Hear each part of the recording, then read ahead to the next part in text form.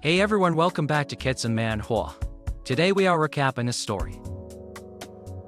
Let's get started, but not on the battlefield.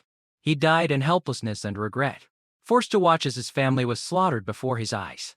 In his past life, he was just a useless nobody in a harsh apocalypse. But fate gave him a second chance. Reborn into the past, right before the cataclysm descended, his memories of the end of days became his greatest weapon. Without wasting a second, Vane cast aside his fake, peaceful life. He threw himself into training like a madman, day and night without rest, pushing himself to his absolute limits, both physically and mentally. To everyone else, he was just a quiet young man, obsessed with training. They didn't know that within his mind was a world in ruins, and an oath carved in blood. This life, he had to be stronger, faster, and more ruthless. Any who dared to threaten his family, Vane would make them pay a price they could never imagine. The tragedy of his past life would never be allowed to repeat. The scene opens on a gravel desert in Hakasa town.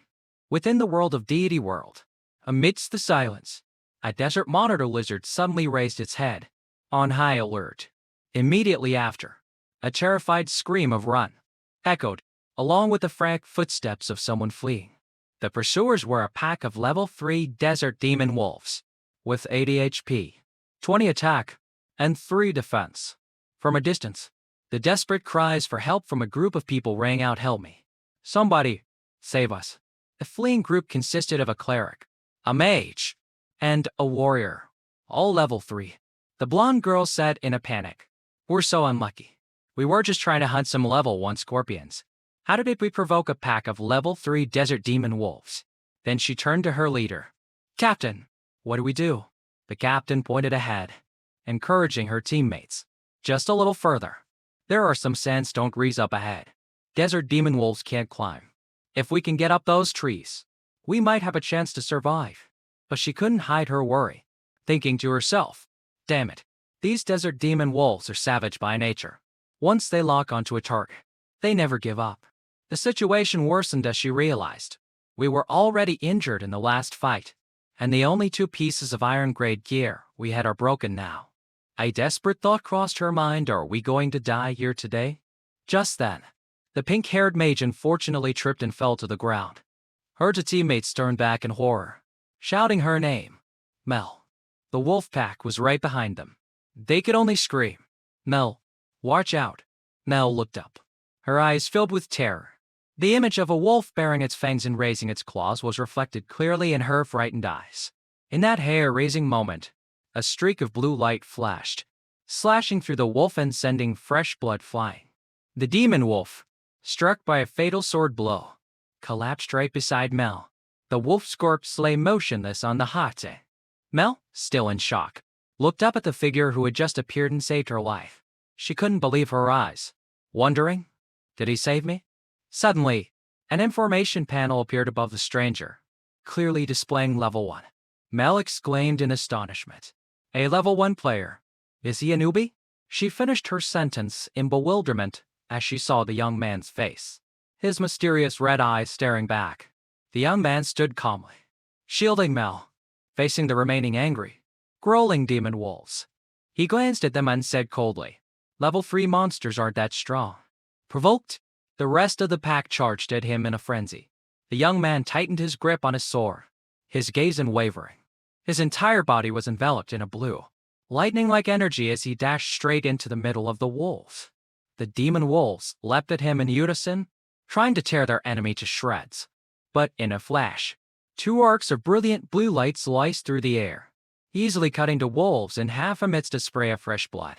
Final, decisive slash took down the last wolf. All 3 girls stood frozen, unable to believe what was happening before their eyes. The young man stood coldly amidst the battlefield, his blood-stained sword planted in the corpse of a wolf. The female captain exclaimed in shock, sweat pouring down her face. He killed 4 desert demon wolves with just a starter sword? But their joy was short-lived. Mel suddenly pointed forward in terror. "Damn it. Look!"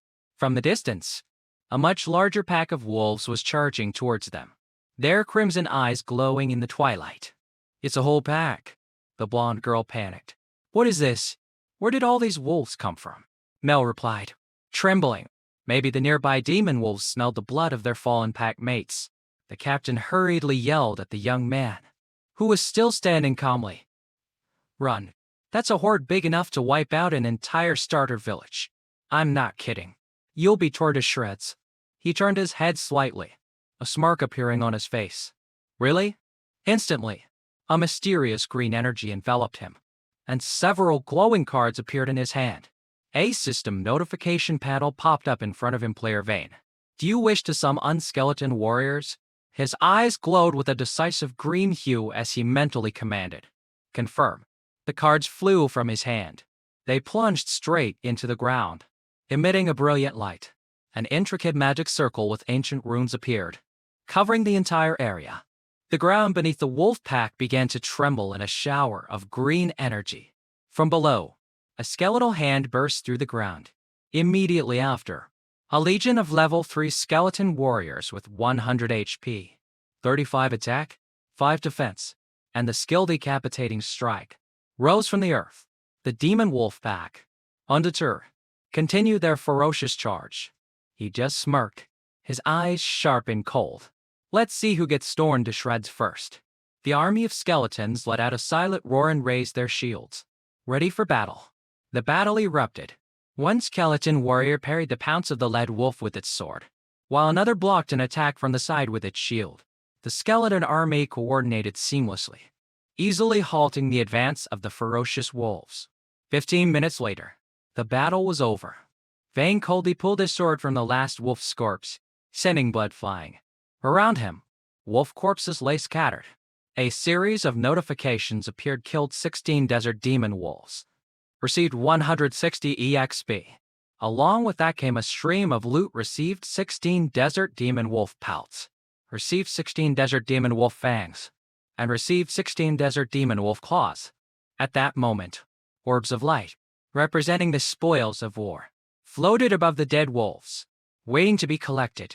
Vane sheathed his weapon and calmly absorbed the floating essences of light from the monster corpses, which gathered towards his hand.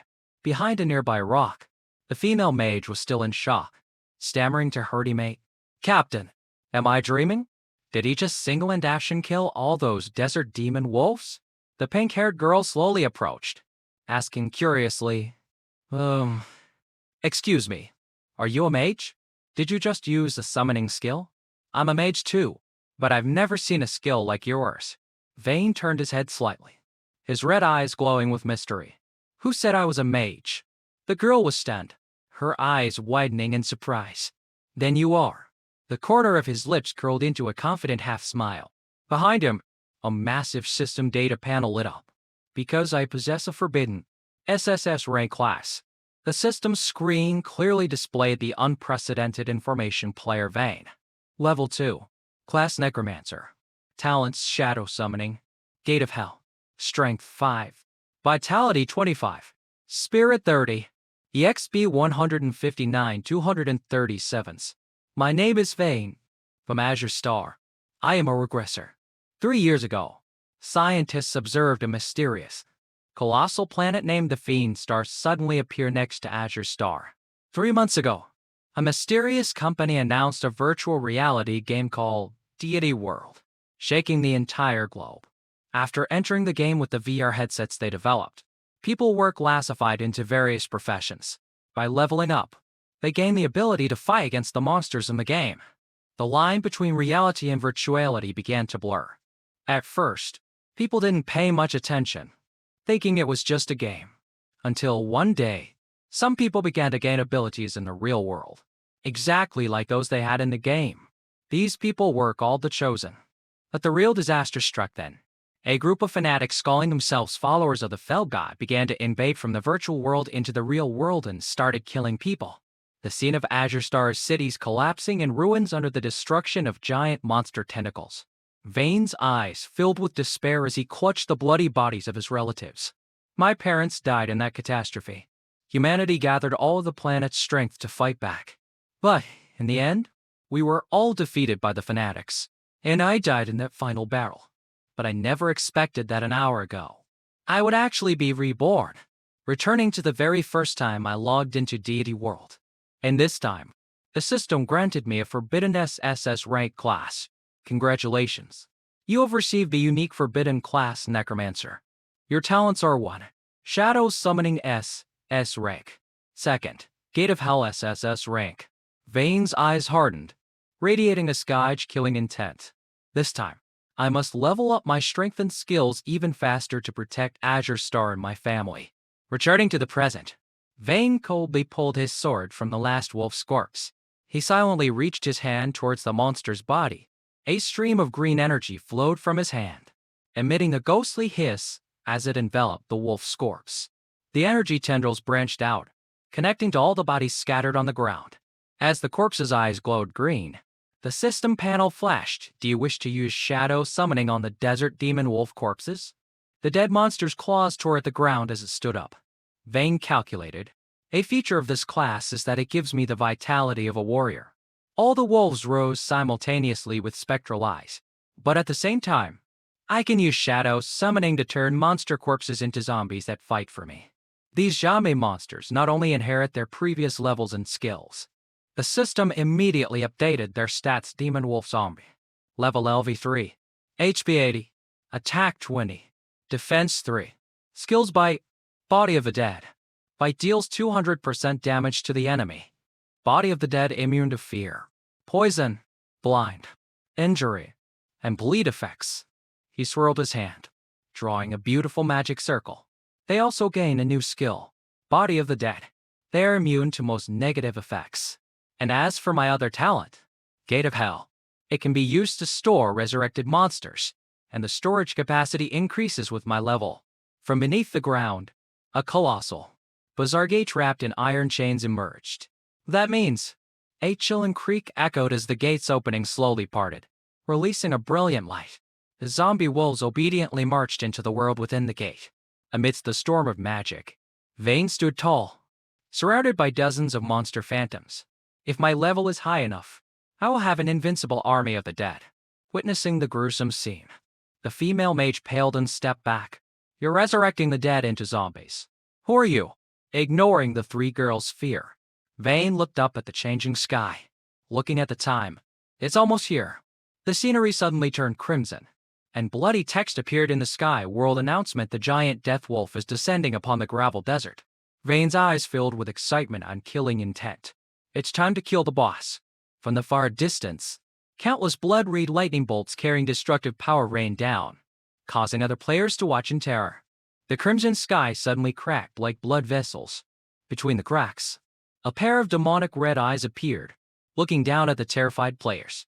The panicked players screamed, "The giant death wolf is here!"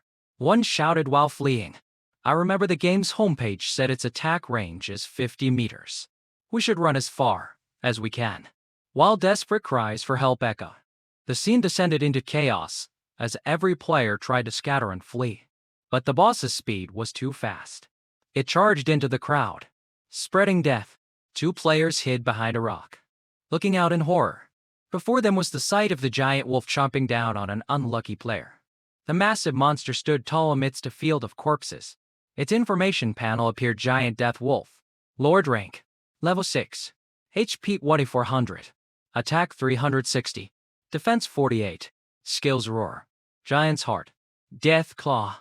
In the crowd, one player tried to charge out but was held back by his teammate. Bro, are you crazy? A single player can't kill the giant death wolf. You're just throwing your life away. The two players still hiding behind the rock said, trembling, "This is the world boss, the giant death wolf. Can anyone even kill such a terrifying monster?" Suddenly, one of them pointed in shock. Look, what is that person trying to do? Amidst the chaos, a lone figure was calmly walking towards the boss. It was Vane. He walked with composure, sword in hand, his cloak billowing in the wind. His red eyes shone with cold determination. The blonde player said, "Look at that sword. He's definitely a newbie." The other agreed. Yeah, the giant death wolf is a level 6 Lord rank boss. Without help, even all of us here together wouldn't be enough to scratch its itch. An info panel appeared, explaining that in Deity World, monsters are classified from weak to strong: common, elite, leader, Lord, King, Monarch, and Godly. Among them, a Lord rank monster, even a level 1 boss, is a major threat to new players. Vane stopped walking. Now, it was just him and the giant monster facing each other. From behind, the desperate shouts of other players reached him. Hey, are you crazy? Come back. You're just throwing your life away. He looked up at the monster, muttering, a level 6 world boss. Then he spoke with a contemptuous tone. Looking back now, you're nothing at all. As if angered, the wolf let out a roar. A powerful shockwave radiated out as the system announced world boss has activated skill roar. Vane quickly dashed to the side to dodge. Immediately after, the boss swung its sharp claws down. World boss has activated skill death claw. His eyes sharpened as memories from his past life flooded back. I remember in my past life, this level 6 giant death wolf, even with the boss buff, only had 400 HP and 510 attack power. For the adventurers in the gravel desert, whose highest level was only 3. This was definitely a challenge without a full party. Recalling his bloody past life, he thought, back then, I almost died fighting it with my entire team. Returning to the present, the giant claw descended, but he faced it calmly. But now I have been reborn. Having gone through countless life and death battles, I am no longer the weakling I once was. The sharp claws slammed into the gravel ground, sending rocks and dust flying everywhere. With nimble movements, Vane swung his sword and gracefully slid through the space under the monster to dodge the blow. The scene left the players hiding behind the rock, gaping in astonishment. That speed is insane. Furious at missing, the monster roared madly. Its whole body radiated a crimson killing intent as a warning message flashed. World boss has gone berserk. Facing that rage, the corner of Vane's mouth just curled into a triumphant smile. Then he slammed his palm onto the ground. Instantly, a giant magic circle glowing with a deadly green light spread across the ground beneath his feet. From the center of the circle, a colossal, bizarre gate trapped in chains emerged as he commanded. Arise! The gate of hell rose majestically, obscuring the sky and making even the giant death wolf growl with caution. As the gate's opening slowly parted, Vane's eyes grew cold. Go forth, my army of the dead. Answering the call, a pack of desert demon wolf zombies with spectral eyes charged out from the brilliant green gate. The players hiding in the distance were completely shocked, stammering to each other. What is that bizarre gate? Are those zombies? They look just like desert demon wolves. What? Desert demon wolves? How could he turn so many level 3 wolves into zombies? Vane dashed forward with his zombie pack, calculating. I reached level 3 by killing monsters on the way here. The capacity of the Gate of Hell has increased to 30. It's a bit late, but the level up was worth it. The zombie wolves ferociously charged, biting and tearing at the giant boss. According to the aggro mechanics of Deity World, when the summoner is stronger than the summoned monster and both are present, the monster will prioritize attacking the summoner unless the summons attack first. Mobbed by the zombies, the giant boss swung its claws in a rage, scattering them. However, one zombie wolf with an undying spirit roared defiantly, attracting the enemy's attention. The boss immediately raised its claws, preparing to bring down a fatal blow on the small, battered zombie. Seizing that moment of opportunity, Vane's eyes flashed. Now's the time. He kicked off the ground and leapt high into the air. Using the aggro mechanic, when the boss starts attacking the summoned monster, pull its aggro back and interrupt its attack mid-swing. Consecutive streams of blue sword energy slashed into the wolf's giant body, completely breaking its attack rhythm. Struck unexpectedly, the giant death wolf threw its head back and howled in pain. As soon as Vane landed, the boss whipped around, its crimson eyes fixed on him as it charged to attack. But he had already mastered the rules of engagement. When the boss focuses its aggro on the summoner, use the summoned monsters to attack and redirect the aggro. Immediately, the zombie wolves pounced, sinking their teeth into its body. Taking advantage of the boss's distraction, Vane nimbly leapt back to maintain a safe distance, confidently reasoning, even ants can kill an elephant. Even if each desert demon wolf zombie only deals 15 damage, the giant death wolf's 400 HP won't. Watching the boss struggle helplessly amidst the swarming zombies, he coldly concluded, last long. This masterful tactic left the two players hiding behind the rock in awe. Amazing. Truly amazing. That's a Lord rank world boss. However, they weren't aware that from behind them, a group of 3 players with treacherous smiles had appeared and were whispering. A few minutes later, a powerful attack slammed into the ground, kicking up a thick cloud of dust. The battle was nearing its end as the system showed boss HP 500. Vayne leapt up, swinging his sword high, preparing to deliver the finishing blow to the beast's battered body. As the ferocious giant wolf clamped its jaws onto the small body of a zombie wolf, not missing the opportunity while the boss was distracted, he landed a decisive sword strike.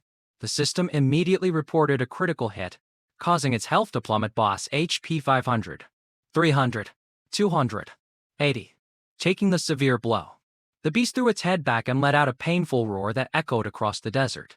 Its giant body lost balance and collapsed, sending sand and dust flying.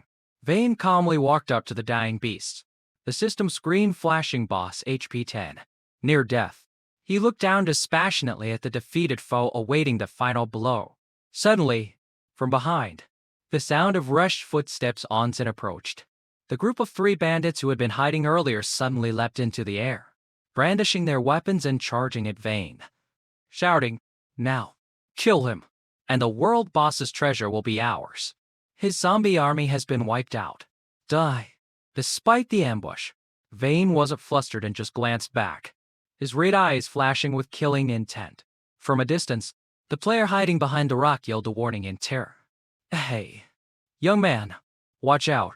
But even without the warning, Vayne had already spun around with lightning speed. He swung his sword, creating a massive, crescent-shaped wave of sword energy that swept through the 3 bandits, sending them flying back with pathetic screams. The 3 bodies slammed into the ground, blood pooling under the tip of his dripping sword. Standing tall over their corpses, Vayne growled contemptuously, "Don't overestimate yourselves." The observing players stood stunned, breaking out in a cold sweat, unable to believe their eyes. "Hey, what just happened?" He took down 3 level 3 bandits in a single move. Instant kill. After dealing with the obstruction, Vayne leisurely turned and walked back toward the giant death wolf, which was groaning as it tried to get up. He raised his sword, concentrating all his power into a powerful green aura. He delivered a merciless finishing blow that sliced through the beast's body. The system once again displayed critical hit. At the same time, a brilliant notification panel appeared, confirming his victory. HP of the world boss giant death wolf has dropped to 0. You have successfully defeated it. Received 480 EXP. Soul Gem X1. Looking at the giant boss's corpse, which was beginning to emit brilliant golden rays of light, Vayne thought with anticipation, "I wonder what kind of rewards the very first world boss kill in the entire game will bring me." From within the light, a silver-plated chest and an exquisite blue gemstone gently fell. Vayne reached down and grabbed the stone, carefully reading its attribute Soul Gem. Effect: a gem containing soul power. After collecting a certain amount, you can go to the Eternal Council to exchange them for legendary equipment. Clutching the gem, he recalled, after reaching level 60, players need to go to the Eternal Council, where the elves live, to continue leveling up. It's still too early for that now. However, this gem is the easiest way to get legendary equipment. Memories of the game system continued to surface.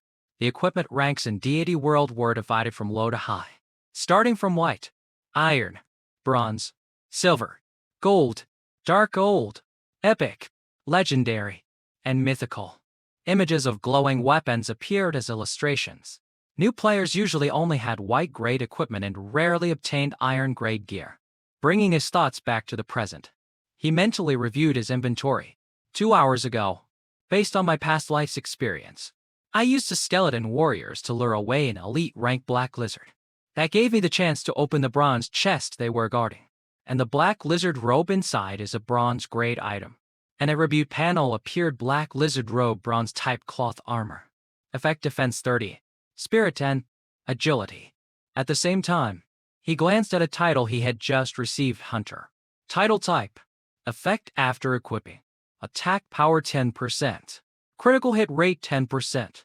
Magic damage 10%. He nodded in satisfaction. In Deity World, different titles can add special attributes or statuses to players. The bonus effect of this hunter title is very good. Returning to his loot, he touched the chest to open it. The system immediately announced you are the first player to kill a world boss. Reward received silver chest X1. This made him slightly surprised. Oh, a silver chest. The chest lid flew open, revealing a host of priceless treasures. Silver moon sword type weapon. Effect haste sword imbued with moonlight energy. Attack power 100. Agility 10. Eye of Death type accessory. Effect Spirit 40. Added skill Corrosive Ray LVL1 deals corrosive damage equal to 200% to the target enemy. Recover Potion Eye Potion. Effect instantly restores 20% HP and mana upon use. LVL1 Skill Scroll. Effect increases a skill's proficiency by 100 points after use. Monster Essence. Effect and essence dropped only by powerful monsters. Can be used for alchemy or consumed directly. After use. Permanently gain 10 attribute points in strength, vitality, agility, and spirit. Looking at his inventory, now full of 5 precious items, Vane was extremely satisfied. What a fantastic haul. The first world boss in the entire world. The rewards are truly generous. At the same time, his entire body glowed with the brilliant green energy of a level up. The system announced EXP has been calculated. Player data is being updated.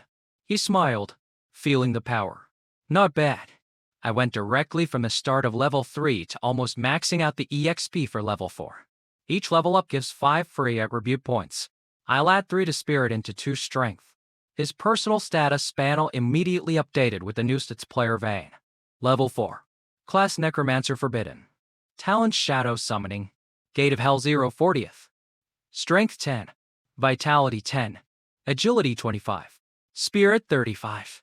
IXP 50 to 779 thus. Seeing the jump in his stats, he smiled with great confidence. Excellent. After this level up, my attributes are now the highest among all players in the Gravel Desert. His eyes were drawn to the empty talent line. The text standing out Gate of Hell's 0/40th. He called up the data panel and mentally analyzed his next move. Also, although all the demon wolf zombies died in that battle, after leveling up, the Gate of Hell is now large enough to hold 40 zombie monsters. With a crazy idea in mind, he strode over to the boss's corpse. He reached out his hand, chanted the green magic, and received a prompt. Do you wish to use shadow summoning on the giant death wolf? His eyes blazed with a thirst for ultimate power. He firmly uttered the word, yes. Instantly, the giant corpse's soulless eyes shot open, radiating a blinding, spectral blue light that tore through the night. With the successful transformation, a giant, armored claw imbued with dark energy slammed into the ground. A thunderous roar echoed from the newly summoned giant zombie wolf, bringing with it a terrifying stat sheet. Giant Death Wolf level 6, HP 2400, attack power 360, defense 48, skills Demon Wolf Howl, Beast's Heart, Death Claw, Body of the Dead, Wrath of the Dead. Demon Wolf Howl deals damage equal to 400% of attack power to surrounding enemies and stuns them for 5 seconds. Beast's Heart HP increased by 1000. Death Claw attack power increased by 150. Wrath of the Dead allowed attack 10%. Critical rate 20%. Looking up at his new war machine, Vane thought with satisfaction. Just as expected from a world boss. It has both an AoE damage skill and excellent crowd control. Moreover, after becoming a zombie, besides Body of the Dead, it also gained another skill, Wrath of the Dead. The giant beast obediently stepped into the glowing Gate of Hell. He continued to strategize. With the help of this giant death wolf, I can quickly replenish the number of zombies in my Gate of Hell. In the distance, the group of players trembled as they witnessed the entire event, whispering to each other in terror. Oh my god, that's terrifying. Did he really turn the world boss into a zombie monster? And what about that strange gate? I remember those zombie wolves came out of it earlier. This guy is even scarier than the world boss. As he was preparing to leave, Vane heard a faint whisper and glanced behind him with a questioning look. Huh? 2 figures immediately vanished. He sighed softly and muttered, so they were still here. After the 3 bandits were killed, they actually dropped an iron grade sword. It's a good weapon for low-level players, but I already have the Silver Moon sword. He reached out and gripped the hilt of the iron sword. Seeing him approaching with the sword, the hiding players quickly backed away, stammering in fear. He's coming over with a sword. He's not going to kill us for our gear. Is he? Right? It's not too late if we run now. Right? But with his superior speed, Vane was already standing in front of the player with the headband, asking in a cold voice, "You were the one who shouted, right?" The guy with the headband broke into a cold sweat, his face pale with fear. He replied awkwardly, Unexpectedly, Vane held out the hilt of the iron sword to him, saying concisely, "Take it." The guy with the headband stared in astonishment, unable to believe what was happening. This is? After handing over the weapon, Vane decisively turned and walked away into the sun-scorched desert, waving his hand and leaving behind a single sentence. "Thanks. Maybe this will be useful to you." The other players rushed over, gaping in utter amazement. "What? No way. Did he come over just to give you this sword? Look closely. This is an iron-grade sword. It's worth a ton of coins." 10 minutes later, Vane was still walking alone through the desolate, windy desert. Suddenly, his body flickered with static-like distortions. He frowned in surprise. Huh? This feeling is strange. Instantly, the entire virtual space around him shattered, replaced by streams of bright blue electromagnetic interference on a black background, accompanied by a piercing warning beep. A bulky VR headset with a flashing read indicator light appeared on his head. Back in the real world, Vane frowned and took off the headset. He let out a breath. Huh. Just as I expected. The battery isn't enough. I've been logged out. He sat quietly in the gaming chair in his small room, carefully placing the VR headset on his computer desk. His gaze became determined and anxious as he said to himself, "I need to make money quickly to buy a gaming pod." He looked up at the huge computer screen, which was brightly displaying the fateful game, Deity World. The screen switched to a graphic of the Earth with digital networks. He recalled the basic information. Deity World is a hyper-realistic three-dimensional game, divided into multiple login regions based on countries. Additionally, each login region contains different game kingdoms for players to choose from. Taking the Alpad continent where I live as an example, there are 4 nations. Images of the kingdoms appeared with their majestic, characteristic architecture: the arid and rocky Western Ancient Kingdom, the grand and magnificent Southern Empire, and the Northern Underworld Empire shrouded in cold ice and snow, along with the final kingdom, surrounded by the vast ocean-tied island. The memory took him back to the moment of his first character creation. Please select your birthplace A. Western Desert Ancient Kingdom B. Southern Empire C. Northern Underworld Empire D. Tide Island. Facing the virtual console, he muttered, "Being reborn once again. I made the same choice as in my past life."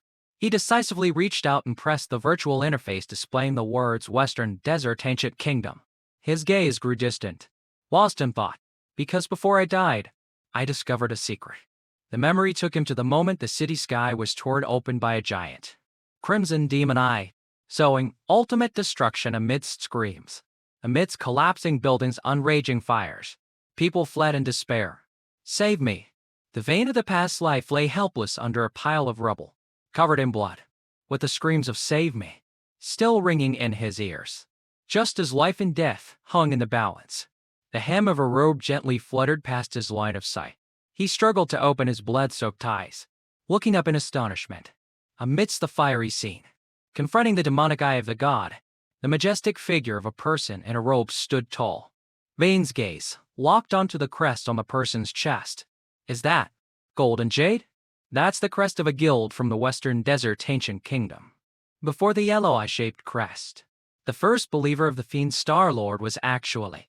The memory continued, showing the robed figures spreading their arms and kneeling respectfully before a giant, evil entity, a human player. Back in the present, in his dim room, Vane rested his chin on his hand, thinking deeply. "I remember that the first believer was the key figure in the final summoning ritual for the fell god to descend upon Azure's star. I still have 3 years before the fell god descends. If I can eliminate him within this time, maybe I can prevent the tragedy from repeating." His red eyes shone with intense determination. The image of the brilliant gold crest flashed in his mind again. "The only clue I have is that crest." Clasping his hands together, He quickly formulated a plan. Only the guilds in the main city of the Western Desert decorate their crests with gold and jade. And the condition to enter the main city is to reach level 10. If I want to expose this rat's true identity, I must level up quickly. Thinking this, his gaze became even more steely. That's right. Suddenly, he raised his hand. A magic card radiating green light appeared between his fingers. Sitting in the chair, his body enveloped in magical energy. He stared at the card. Did I really just summon a skeleton card? He clenched his fist, crushing the card into brilliant specks of energy. Some players in Deity World, as soon as they entered the game, could bring their game powers into the real world and use them. These people are called. The image of valiant warriors appeared in his subconscious. The Chosen, also known as the Children of Fate. Each Chosen possesses a powerful hidden class and extremely high luck stats, and they are the main fighting force in the confrontation with the fell god later on. In my past life, I only gained the abilities of my game character in the real world when the Azure Star catastrophe erupted. But this time, it happened much earlier. It seems the forbidden power of the Necromancer is truly extraordinary. I just don't know what the difference is between this power and that of the Chosen who possess hidden classes. Lost in thought, he suddenly heard a clicking sound from outside the door and stood up abruptly. Looking up at the wall clock, he slowly walked out of his bedroom. That's right. This time is walking into the dining room. He was met with the sight of his father and younger sister staring in bewilderment at a lavishly spread table. Vane, what is all this? He was carrying a plate of hot roasted duck, placing it on the table with a warm smile. Everything's ready. You two, go ahead and eat. His sister smiled brightly and patted the shoulder of their still stunned father. Dad, don't you see? This is a rare gesture from Vane. Hurry up and eat. The father nodded. All right. Standing silently, watching his loved ones, in flesh and blood, happily eating, his heart swelled with emotion. A common human trait is that only after losing something do people truly realize its value and try to make up for what they missed. In my past life, I lived in ignorance, taking these peaceful days for granted. His past self flashed before his eyes, a shut in wearing VR goggles, gaming in a messy room, ignoring the pained sighs from outside the door. If this kid continues to be addicted to games like this, he'll completely ruin himself. Can't you stop talking for a bit? Vane will get angry again. And only when the catastrophe took everything away did I painfully realize how foolish I had been in the past. Looking at his reflection on the virtual screen with a single tear tracing its way down, his expression was pained but resolute. He picked up some food and asked, "Today is Sunday. Isn't Mom coming home to eat?" She smiled brightly in response to her husband. Dana said she's preparing for her mock exams lately, so she brought food to study at school. Oh, right. Later if you have time. You should bring some food to her. The food she brought can't be as good as this freshly made meal. The father joked happily. I never thought our Vane would actually learn how to cook. This chicken wing is delicious. Honey, don't you dare fight me for it. And the mother laughed in reply. All right. It's all yours. All yours. While eating, his father picked up a piece of food, his eyes suddenly showing a look of happy surprise. He looked gently at his parents and softly promised, "From now on, I'll learn to cook many more dishes." Hearing that, both his father and mother paused, stunned by their son's sudden filial piety. Then the mother raised a hand to wipe away a joyful tear, and the father smiled proudly, nodding slightly. A while later, Vane was running frantically up a set of outdoor stairs, his rapid breathing echoing heavily. He trained madly, drenched in sweat, telling himself, if I want to better control the power the game brings to reality in the future, I must have a physique strong enough to support it. Not allowing himself any laziness, he immediately switched to a punching bag, his powerful swings cutting through the air like wind. After the intense training session, he stretched his shoulders and wiped his sweat. His physique had now become incredibly firm and strong. Looking down at the stopwatch on his wrist, he frowned slightly, evaluating 50 meters in 5.5 seconds. Not too bad, but there's still a lot of room for improvement. Just then, the digital watch on his wrist began to emit its familiar alarm, beeping continuously. His eyes hardened. He looked up and muttered, "Well then, it's time to go back."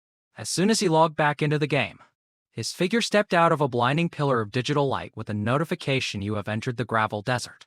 The desert sky was immediately covered by the giant shadow of a winged creature, accompanied by a piercing shriek that tore through the air. The dark mass plummeted towards the ground with terrifying speed. Its shadow was large enough to swallow him whole. He narrowed his sharp eyes and looked up. In the air, a flock of monstrous birds with brilliant red feathers aimed straight for him. Facing the obstructing flock, he was undaunted, standing his ground proudly. With a single critical strike, he split the monstrous bird's body in two. Its information panel immediately appeared: Wailing Bird, Common Level 2. HP 40. Attack 20. Defense 2. Skill Beak Attack. Fresh blood splattered as he spun his sword and struck a heroic pose on the rock. The system announced: received 15 EXP. Watching the monster corpses fall scattered to the ground, he turned his head slightly in disappointment. Only 15 experience points. His crimson eyes narrowed, lost in a moment of calculation. He immediately turned it into a summoned beast. At the same time, on the harsh sand, a large wolf paw slammed down. From the ferocious darkness, an entire pack of desert demon wolves with dozens of bloodthirsty, crimson eyes charged out to surround him. Vane leaned calmly against a rock, his sword hanging loosely. He smiled smugly. It immediately attracted a huge pack of wolves. No surprise, since this is one of the desert demon wolf's favorite prey.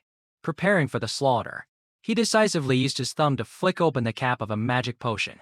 Facing the frenzy-like charging wolf pack, he calmly tilted his head back and drank the liquid inside. A surge of power ran through his body with the notification: monster essence consumed. All stats 10. He shot forward like a flash of lightning.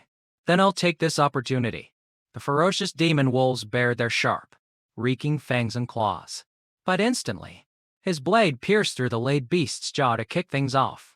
Streams of blinding blue sword energy flashed out consecutively, shredding the wolves' encirclement formation. Vane landed with extreme grace, flicking the blood from his sword as the system announced: successfully defeated Desert Demon Wolf X4. Before he could rest, two other large, enraged beasts charged straight down from above, aiming to bite his head off. With a magnificent, destructive swing of his sword, he split both beasts into Midra, successfully defeated Desert Demon Wolf Ketson. His boots slammed onto the ice, and as Vane carried his green sword energy into Sky's killing intent, dodging a dangerous pounce from above, Vane nimbly retreated. Instantly, he swung his sword, a slash of green magic energy tearing through the encirclement. Gripping his weapon, he muttered in preparation. Here they come. A cold glint flashed in his eyes. Just in time, the sharp blade immediately deflected and sliced in half the charging beasts. He continuously swung his weapon, slaughtering amidst a thick rain of black blood, wiping out the monsters in front of him. The system announced: successfully defeated Desert Demon Wolf X20. The massacre continued, the system's count constantly rising: successfully defeated Desert Demon Wolf X30. He finished with a spinning slash, unleashing a wide area of destructive power. The system panel displayed the final achievement: successfully defeated Desert Demon Wolf X40. Congratulations, you have leveled up to level 5. Immediately after, the gate of hell opened, releasing a pack of advancing zombie wolves. Looking at his army, he calculated, after 2 battles, the gate of hell is once again filled with zombie monsters. Standing on a cliff, he checked his stats panel again. Player Vane, level 5. Class Necromancer Forbidden. Talent Shadow Summoning. Gate of Hell 50/50 FS. Strength 22. Vitality 20. Agility 45. Spirit 48. EXP 38 1,250 seconds. He confidently assessed his current strength. After my Fermanet reboots increased from drinking the monster essence, my combat power is now sufficient to fight elite rank monsters of the same level. Gazing into the distance, he decided, next, it's time to find that person. His destination was Blackson Town. Pulling his hood low, he silently blended into the bustling crowd. Stopping short, he stood before the wooden door of a small house. With the sharp sound of hinges, he pushed the door open and stepped inside. There, an old NPC spoke up. Who is it? As an information panel appeared: Cons High, Mage Instructor of Blackson Town. Thane approached, getting straight to the point. Instructor Khan's high. I've come to learn skills. He recalled the game's rules. In the game deity world, skills are usually obtained from skill books dropped by monsters and in treasure chests. Images of players collecting skills appeared in his mind, along with the basic rule additionally. Each class has its own newbie instructor responsible for teaching. Facing the NPC, he thought, and this was my instructor when I was a newbie mage in my past life. His name is Khan's High. Meanwhile, the old man replied cheerfully, "Excellent. This way, I'll have enough money for wine for the next half a month." His eyes hardened as he analyzed. In my past life, I was a mage.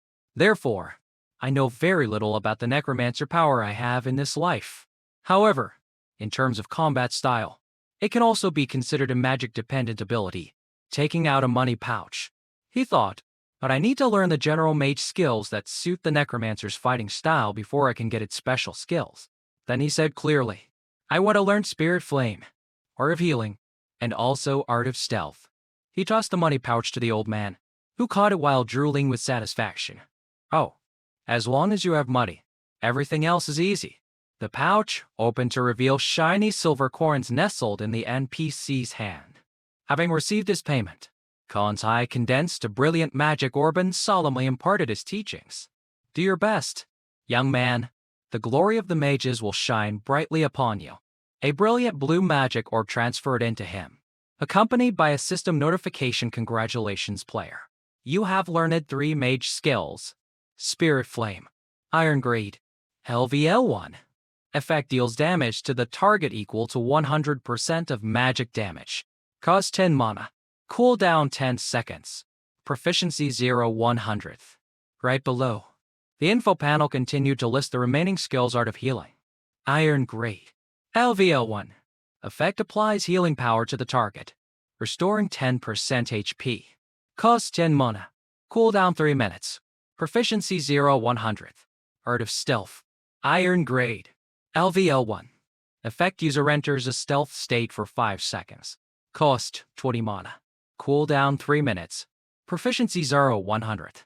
After reading the stats, he stroked his chin thoughtfully, assessing. Spirit Flame provides ranged attack power, and Art of Healing can heal me and my allies. As for Art of Stealth, it can be used to save my life in critical moments. But these are just very simple skills. If I want to learn higher level skills, I'll have to find a way to get more resources. Having identified his goal, his crimson eyes showed a look of determination. Alright, let's keep moving and leveling up. His next destination appeared under the crimson hue of the blood tide east of Blackson Town. Blackson Mountain. Crossing the slope, he quietly approached and stopped before the mouth of a dark cave. Looking into the darkness, images of half-human, half-wolf creatures immediately appeared in his mind. Kobolds are around level 5 monsters and live in nearby caves. They can also find prey in the dark thanks to their keen sense of smell. And they love to ambush because they are very cunning. And the number of individuals in their groups is usually around 100. After his analysis, his eyes sharpened with cold calculation. Therefore, whether in terms of numbers or level, kobolds are currently the most suitable monsters for me to level up with my zombie army. To prepare to enter the cave, he took out a potion and drank the liquid inside, which he had bought half an hour ago from an NPC. The system immediately reported Night Vision Potion.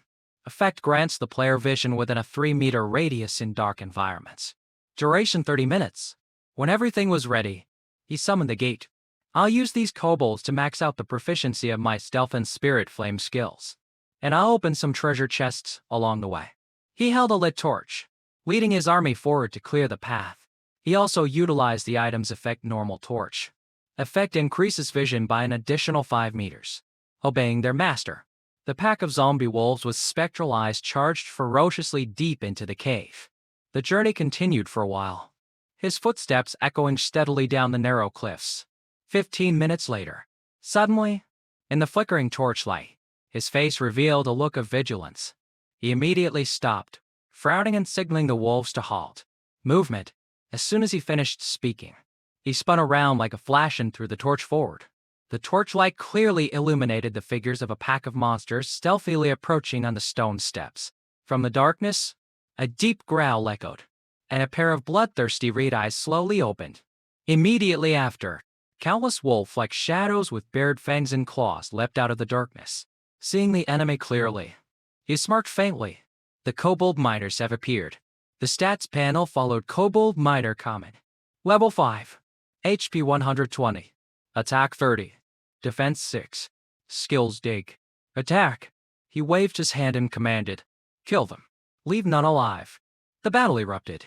A reckless kobold leapt down from above, swinging its big husk straight at his head.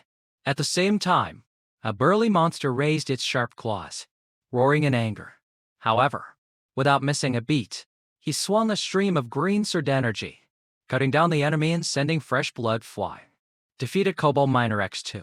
Despite their comrades falling, another one charged forward, activating the Shatter skill, leaving deep gashes on the summoned wolves. Ignoring that, Vayne ruthlessly swung his sword, cutting the beast's body in half while it was still in Mydra. The system reported defeated Kobold Miner X8. He concluded, the combat power of these bastards isn't that great, but the key is to dodge their pickaxes. As soon as he finished, 3 other kobolds leapt down together, swinging their pickaxes at his position, reacting in a flash. He smiled as his body turned into a misty shadow and escaped. Stealth. The system immediately displayed skill-activated Art of Stealth. Since he had vanished, the monsters' attack missed, their pickaxes slamming into the ground. One monster looked around in confusion, but Vayne had already reappeared right behind it. Fool! I'm over here. Instantly, he swung his sword in a critical strike, tearing through the beast's body, causing it to gape and roar pathetically amidst a spray of blood. As the enemy's corpse fell, the system reported the result of the slaughter defeated Kobold Miner X20. Standing on a high ledge looking down at the pile of corpses below, he gently sheathed his sword. The corner of his lips curled into a satisfied smile as he saw the new status line Art of Stealth. Iron Grade. LVL1. Proficiency 5/100ths. He muttered. My Art of Stealth proficiency has increased. However, the joy was fleeting. But, looking at the newly resurrected monster army in the ghostly mist, he assessed. The attributes of these common kobolds are still too weak, so leveling them up is very slow. The zombie stat panel confirmed it. Kobold Miner Zombie. Common. Level 5. HP 120. Attack 30. Defense 6. Skills dig. Shatter. Body of the Dead. Shatter when hitting a target. Deals damage not exceeding 5% of the target's health. Ignoring his dissatisfaction, he quickly gave orders to his new minions. From now on, you will replace the demon wolf zombies. Advance. Then he told himself. And now, I must quickly find the leader of this place. With the kobold escort leading the way, he strode deep into the dark crevice of the cave. While walking, he suddenly stopped, his feet freezing on the cold stone ground. Before him appeared a large cavern with jagged black pits carved into the walls. A forked path. Sensing a killing intent in the air, he glanced to the side. His gaze locked onto a quiet, dark crevice, which seemed to be hiding a trap. Unafraid, he smirked confidently, condensing a brilliant spirit flame orb in his hand. Found you. The fireball was thrown forcefully, colliding and exploding into a blinding blue light, incinerating the lurking ambush monsters. Even so, from deep within another tunnel, two mysterious red eyes suddenly lit up with rage. Vayne and his zombie pack stood calmly, waiting for the enemy in the darkness to reveal itself. With an angry roar, a muscular beast leapt out, a whip in its hand. The system immediately displayed Kobold Supervisor Elite. Level 6. HP 350. Attack 100. Defense 10. Skills dig. Whip strike. Facing the powerful foe, he calmly analyzed. Since ancient times, the weak have always been the prey of the strong. This is the immutable law of survival in the natural world, and the hunter is ultimately destined to become the prey. The words were illustrated by the scene of a giant green viper silently slithering up behind a hunting wolf. The snake opened its massive jaws and snapped at the wolf, because absolute danger always lurks around every corner. At all times, returning to the battle, the supervisor cracked its steel whip on the ground with destructive force. The strike created a deafening explosion, kicking up a huge cloud of dust that obscured all vision. Using the image of the resilient wolf biting back at the giant snake's neck, he continued his reasoning. But sometimes, the hunter can disguise himself as prey and appear stealthily. His sharp eyes pierce through the thick dust. Like this very moment, from within the mist, he casually reached out and caught the beast's thorny whip. His bare hand gripped the dangerous weapon without a hint of pain. The supervisor stared in horror as a faint voice echoed, "Got you," without giving the enemy a chance to react. Vane acted immediately. He used the whip to deliver a devastating blow that sent the large beast tumbling backward, its back slamming hard against the stone ground. The beast got up, roaring in fury, and threw a punch in retaliation. But the attack only hit an afterimage, causing it to exclaim in confusion. Above its head, Vane was hovering, plunging his sword through the enemy's skull. The system panel flashed defeated Kobold Supervisor X1, with its life extinguished. The beast's massive corpse crashed to the floor with a heavy thud. As the battle ended, from the depths of the cave, incessant, threatening growls emerged. Vane glanced towards the darkness, his vigilance at its peak. The roars grew louder as a massive legion of kobolds, their hands clutching pickaxes, gradually emerged from the pitch-black darkness. Vane's lone figure stood opposite the horde of monsters. Under the command of two whip-wielding bosses, the pickaxe-carrying beast charged at him in unison. As the monsters roared madly, the system immediately announced Supervisor has activated Skill Whip Strike. The Myers have entered a bloodthirsty state. Bloodthirsty state attack speed 40%, movement speed 25% for 60 seconds. Facing the formidable army, he coolly calculated, 40, no, even 50 of them. That's a large number, but my minions are nearly their equal in both numbers and strength. With that thought, he summoned the Gate of Hell, a resounding howl from the Death Wolf echoing from within. All of you, come on out. Time for some fresh air. The zombie wolves with spectral eyes immediately charged out, obeying their master's command. Standing beside the giant zombie Death Wolf, he smirked victoriously. The hunt. Then he declared loudly, officially begins. Answering the call, the summoned wolves roared in unison with great power. Facing them, the kobold army was also undaunted, raising their weapons, undrawing back. Under the command of the Death Wolf, the zombie army charged in, tearing the kobolds to shreds in a rain of blood. The lead wolf threw its head back and howled, activating the skill demon wolf howl, creating a circular sound wave that swept across the battlefield. A kobold was hit, stunned on the spot with a negative status effect struck. Kobold has entered a dazed and heavily bleeding state. Seizing the opportunity, Vane's eyes flashed with killing intent. Now, he waved his hand, commanding his army, "Kill them!" The system continuously announced the slaughter. You have successfully defeated Kobold Supervisor X5. Tetsun, X20, X40. Congratulations. Your level has increased to level 6. After wiping out the monsters, he stood amidst the corpses and began the dark summoning ritual. A legion of kobold zombies with glowing blue eyes stood up, carrying a new skill set: Skills Dig, Whip Strike, Body of the Dead. While the new zombies were busy cleaning up the battlefield, the surviving kobolds tried to sneak away. But the large shadow of a zombie blocked their path. Along with Vane's cold voice, trying to escape, he swung his sword, a sharp line of sword energy cutting across. "You'll have to ask my sword first." Suddenly, a giant hammer slammed down from above, right where he was standing. He quickly jumped back to dodge as the system announced boss has activated Skill Decisive Blow. A burly kobold boss appeared, roaring angrily. Its information panel appeared: Kobold Boss, Level 7, HP 1, 0, Attack 150, Defense 80, Skills Dig, Decisive Blow. Unfazed, he landed lightly on a cliff wall and smiled confidently. "I've been waiting for you for a long time." The ferocious boss charged forward, swinging its hammer continuously. The heavy hammer slammed into the cliff wall, creating deep cracks. The boss missed, its hammer getting stuck in a crevice, leaving him momentarily dazed. Vane immediately seized the opportunity, raising a battle axe he had just picked up. Now, he leapt down, bringing a devastating blow down on the boss. The impact created a loud noise, but the blade couldn't penetrate its tough armor, just as I expected from a boss's defense. I can't even get through its skin. The boss went berserk, swinging its hammer back furiously. Facing the attack, Vane's eyes flashed with surprise. The heavy hammer in the boss's hand was aimed straight at him. He just coolly watched the hammer as it came right before him. The boss roared and slammed it to the ground, dodging and counterattacking. Vane took a stance and remarked, "This boss's attack pattern is not simple at all. Not even for an elite-level monster. Based on the strength it's showing, it's at least 2 to 3 times stronger than an elite monster." Condensing a blue flame on his fingertip, he devised a strategy. "First, I'll keep my distance while ensuring I deal continuous damage to it."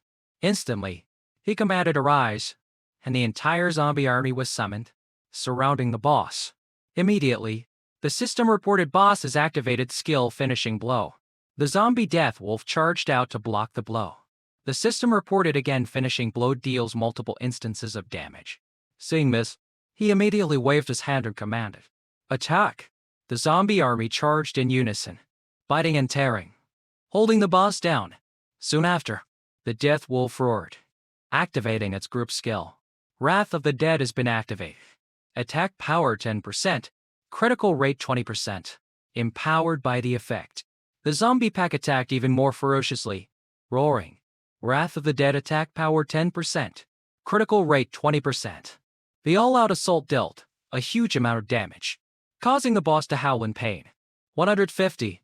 Under the relentless assault, the boss staggered under the power of the zombie pack. Vane seized the opportunity, condensing a fire orb and activating the magic skill Spirit Flame. He flew into the air, launching countless brilliant blue fireballs. The rain of fire descended, engulfing the restrained boss. It roared in pain. 20-30-30. He thought to himself, "If I remember correctly, the kobold boss's magic resistance is very low." Scorched, the boss let out a final howl. It charged madly towards Vane for revenge. He smiled and activated his stealth skill. Instantly, he flew up into the air, circling behind the charging boss. "Since you insisted on coming to me yourself, I won't go easy on you." He aimed straight for a weak point. Right here, the flesh unprotected by armor. He dove down, plunging his sword into the back of the boss's neck. The blade pierced through the flesh, inflicting a critical wound. Blood spurted out as the boss roared in pain, taking damage. 100. It let out a final roar, swinging its hammer in desperation. But Vane had already snapped his fingers, commanding, "Go!" A zombie wolf charged out. He immediately jumped on, clinging tightly to the wolf. At this moment, the entire zombie army surged forward, surrounding and tearing apart the exhausted boss. The boss struggled to defend itself. He noticed its armor had been broken. He then condensed countless brilliant magic orbs around him. Next move, unleashing a full barrage on the enemy, he coldly declared, "I'll take your life." A series of damage numbers appeared: 30, -40, -40. Engulfed in flames, the boss threw its head back and screamed in absolute agony. Witnessing their leader fall, the remaining monsters roared in a frenzy and charged forward. Looking at the remnants of the army, his gaze was unwavering, just a desperate struggle. The slaughter continued swiftly. The system continuously announced, "You have successfully defeated 10 kobold supervisors. You have successfully defeated 20 kobold miners. You have successfully defeated 35 kobold miners." Seeing its kin slaughtered, the terrified boss turned to flee for its life. But it hadn't gone far when it stopped short, seeing a robed figure blocking its path.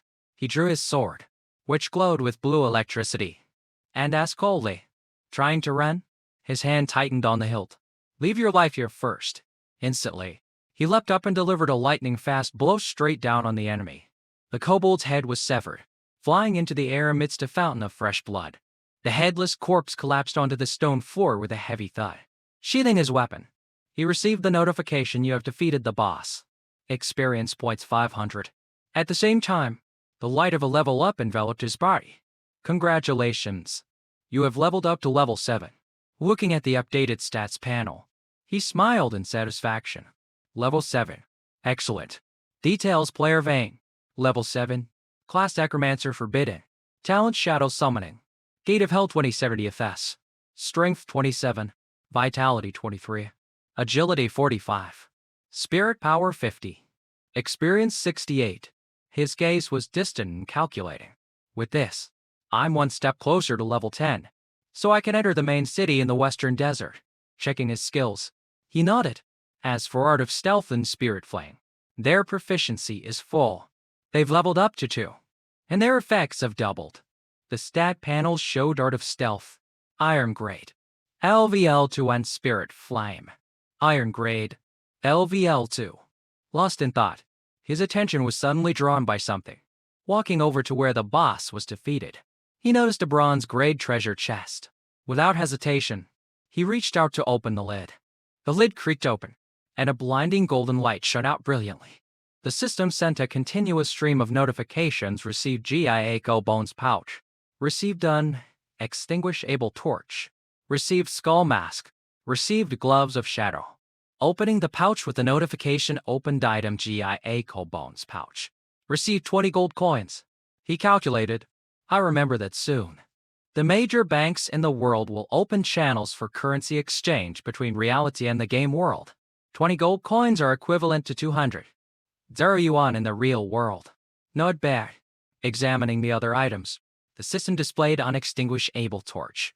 Effect provides a 3-meter radius of vision in dark environments. Unlimited duration. Skull mask, bronze, type weapon. Effect after equipping. Reduces physical damage by 5%. Vitality 10.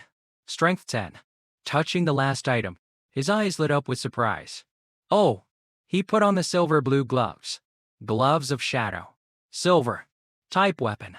Effect gloves that match the physical strength of the kobold boss. Defense 30. Attack 30. He chuckled softly. My luck is pretty good. Got a silver-grade weapon from a bronze chest. Gloves that match the strength of the kobold boss. I'm excited to try them out right away. At the same time, near the kobold cave, a burly warrior was looking at the battlefield. Blood Scar Guild, leader minus Drake Huang. Class warrior, level 8. The man standing next to him said proudly, the effect of our recent training is indeed very good. We annihilated 30 phantom desert demon wolves in less than a minute. As long as we two brothers work together, nothing is impossible for us. Blood Scar Guild Vice Leader minus Tiger Huang. Class Rogue. Level 5. The underlings behind them quickly flattered. As expected of the guild leader and vice leader, you defeated so many phantom wolves in one go. Your strength is truly astonishing. Another chimed in. That's right. If we meet those scums from the Thunder Guild again, we'll wipe them all out. They all shouted in unison. Yeah. However, Tiger grumbled. If it weren't for that vein suddenly appearing out of nowhere, we would have gotten the first world boss skill long ago, and no guild would dare to oppose us. He recalled the announcement the world boss Giant Wolf has been defeated by player Vayne. The image of Vayne standing on the Giant Wolf's corpse brought back their initial shock. What? Tiger was still bitter. I don't know what kind of ridiculous luck that bastard has, but as soon as I see him, I'll unleash my fury on him. Drake reprimanded him sternly. Tiger, how many times have I told you not to act so recklessly? The guild leader analyzed in a deep voice. Vayne is ruthless, and his strength cannot be underestimated. So, instead of confronting him, it's better to try and recruit him to our side. Having given his orders, Drake slung his battle axe and left. I remember there's a kobold dungeon nearby. I'll go check its location. All of you stay here and recover your stamina. The underlings replied respectfully. Yes, sir. After his brother was out of sight, Tiger gritted his teeth in frustration. Big brother has scolded me 3 times because of that stray dog. I really feel wronged. He clenched his daggers, roaring. Vayne, just you wait. You bastard. There will come a day when I'll pull out all your fangs in front of Big Brother and then chop off your head to show him who's truly strong. Seeing his boss enraged, an underling quickly ran up to flatter him, pointing. Vice leader, don't be angry over that useless scum anymore. Sir, look. What's that? Hearing this, Tiger frowned and looked in the direction he was pointing, asking confused old. What? Elsewhere in the forest, a young girl was walking, unaware that she was being watched. She was a female mage in a purple outfit, strolling leisurely under the setting sun. Tiger Huang and his underlings stealthily followed, smirking treacherously. Huh? Meanwhile, Vayne was walking towards the cave. He looked with satisfaction at the notification kobold zombie boss. Level 7. HP 1000. Attack 150. Defense 80. Skills Dig. Body of the Dead. Crushing blow. Crushing blow on impact. Deals damage equal to 200% of attack power to the target with a 10% chance for a critical hit. He calculated. I've added a boss-level zombie with considerable combat power to my collection. Moreover, the number of zombie monsters in the Gate of Hell has reached 70. I'll continue to advance this way. Suddenly, he stopped and turned his head slightly upon hearing a terrified scream echo. You! Don't come any closer. At this moment, the female mage was backing away in fear, tightly gripping her magic staff threateningly. Don't come near me. If you take another step, I won't spare you. She watched helplessly as Tiger's group closed in on her, the man laughing mockingly. What luck to meet such a stunning beauty today. He advanced with a lustful gaze. Don't worry, sweetie. You just need to serve me and my brothers for a bit. Instead of suffering, it's better for you to just enjoy it. The underling beside him also chimed in. That's right. You just need to make our vice leader ecstatic, and you'll get all sorts of good things. Unable to bear it, she raised her magic staff defensively. If you come any closer, I won't hesitate to attack. However, the blonde man easily kicked her weapon away with a loud clang. Let's see how you won't hesitate to attack us. Causing her to cry out in pain. Quick as a flash, he brutally grabbed her by the hair, growling contemptuously. Just a puny little mage. You think you can harm us? He pulled her close, ignoring her pained grimace, threatening, enough foolishness. If you still won't give up, then try again. Go on, keep trying. The more you resist, the more excited I get. She squeezed her eyes shut and let out a desperate scream. He madly pulled her head with ill intentions. Suddenly, a steel fist slammed into his face with terrifying force.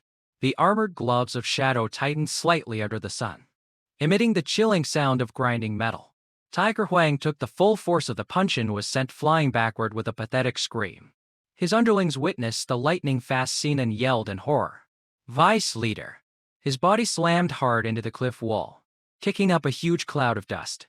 He lay deeply embedded in the shattered rock as rubble crumbled down and blood poured out. Vane slowly stood up straight. He casually looked at his gauntlet, then commented nonchalantly. Not a bad effect. Easier than I imagined. One underling was so terrified he immediately turned and fled for his life. Oh my god. I have to find a way to inform the guild leader. The other two trembled, pointing their swords at him and stammering. You. Who are you? You vanguard the Blood Scar Guild. Your fate is surely death. He replied by coolly glancing at them with his crimson eyes. Their guild crest immediately appeared in his mind. The Blood Scar Guild. In the early stages of a game, it was the #1 guild in the starter village of Blackson Town, and most of its members were raid-named players who loved to do evil. He remembered the image of brutal murderers clad in armor and brandishing weapons. Along with them were evil mages carrying the skulls of players and spreading terror. So-called red-name players were dangerous players classified by the system when their crime points reached 10 or more due to criminal acts like unprovoked attacks, theft, and looting. Although the fell god had not yet invaded the world and player deaths did not lead to death in the real world, losing equipment and levels would cause serious losses for players. Vane's face was cold. He smirked slightly and asked them, You're from the Bloodscar Guild? In my past life? These cowardly rats caused me countless troubles. Hearing this, the man with the ponytail frowned. Huh. The bald man arrogantly put his hands on his hips and tilted his head back in response. That's right. We are the #1 guild with a great reputation in Blackson Town. You vanguard our vice leader. Are you starting to get scared now? He tightened the claw wrap on his wrist, threatening haughtily. It's too late now, but if you don't want to die a horrible death. They bared their teeth in a wicked grin, continuing their taunts. Then cut off your own two hands. Then get on your knees like a dog and keep calling me Grandpa. Not letting them gloat for long. Vane, with cold eyes, instantly rushed forward, swinging his weapon forcefully, emitting a green killing intent and creating a decisive slash that tore through the air. In a flash, fresh blood splattered as the thugs, two arms worse evered. Flying into the air, the two underlings fell backward, screaming pathetically, while Vane stood there coldly, passing judgment. Thanks, but I'll handle cutting off your hands myself. As for your dog-like barking, save it for the road to hell. Watching the scene, the female mage clutched her orange blouse, standing stunned and stammering in amazement.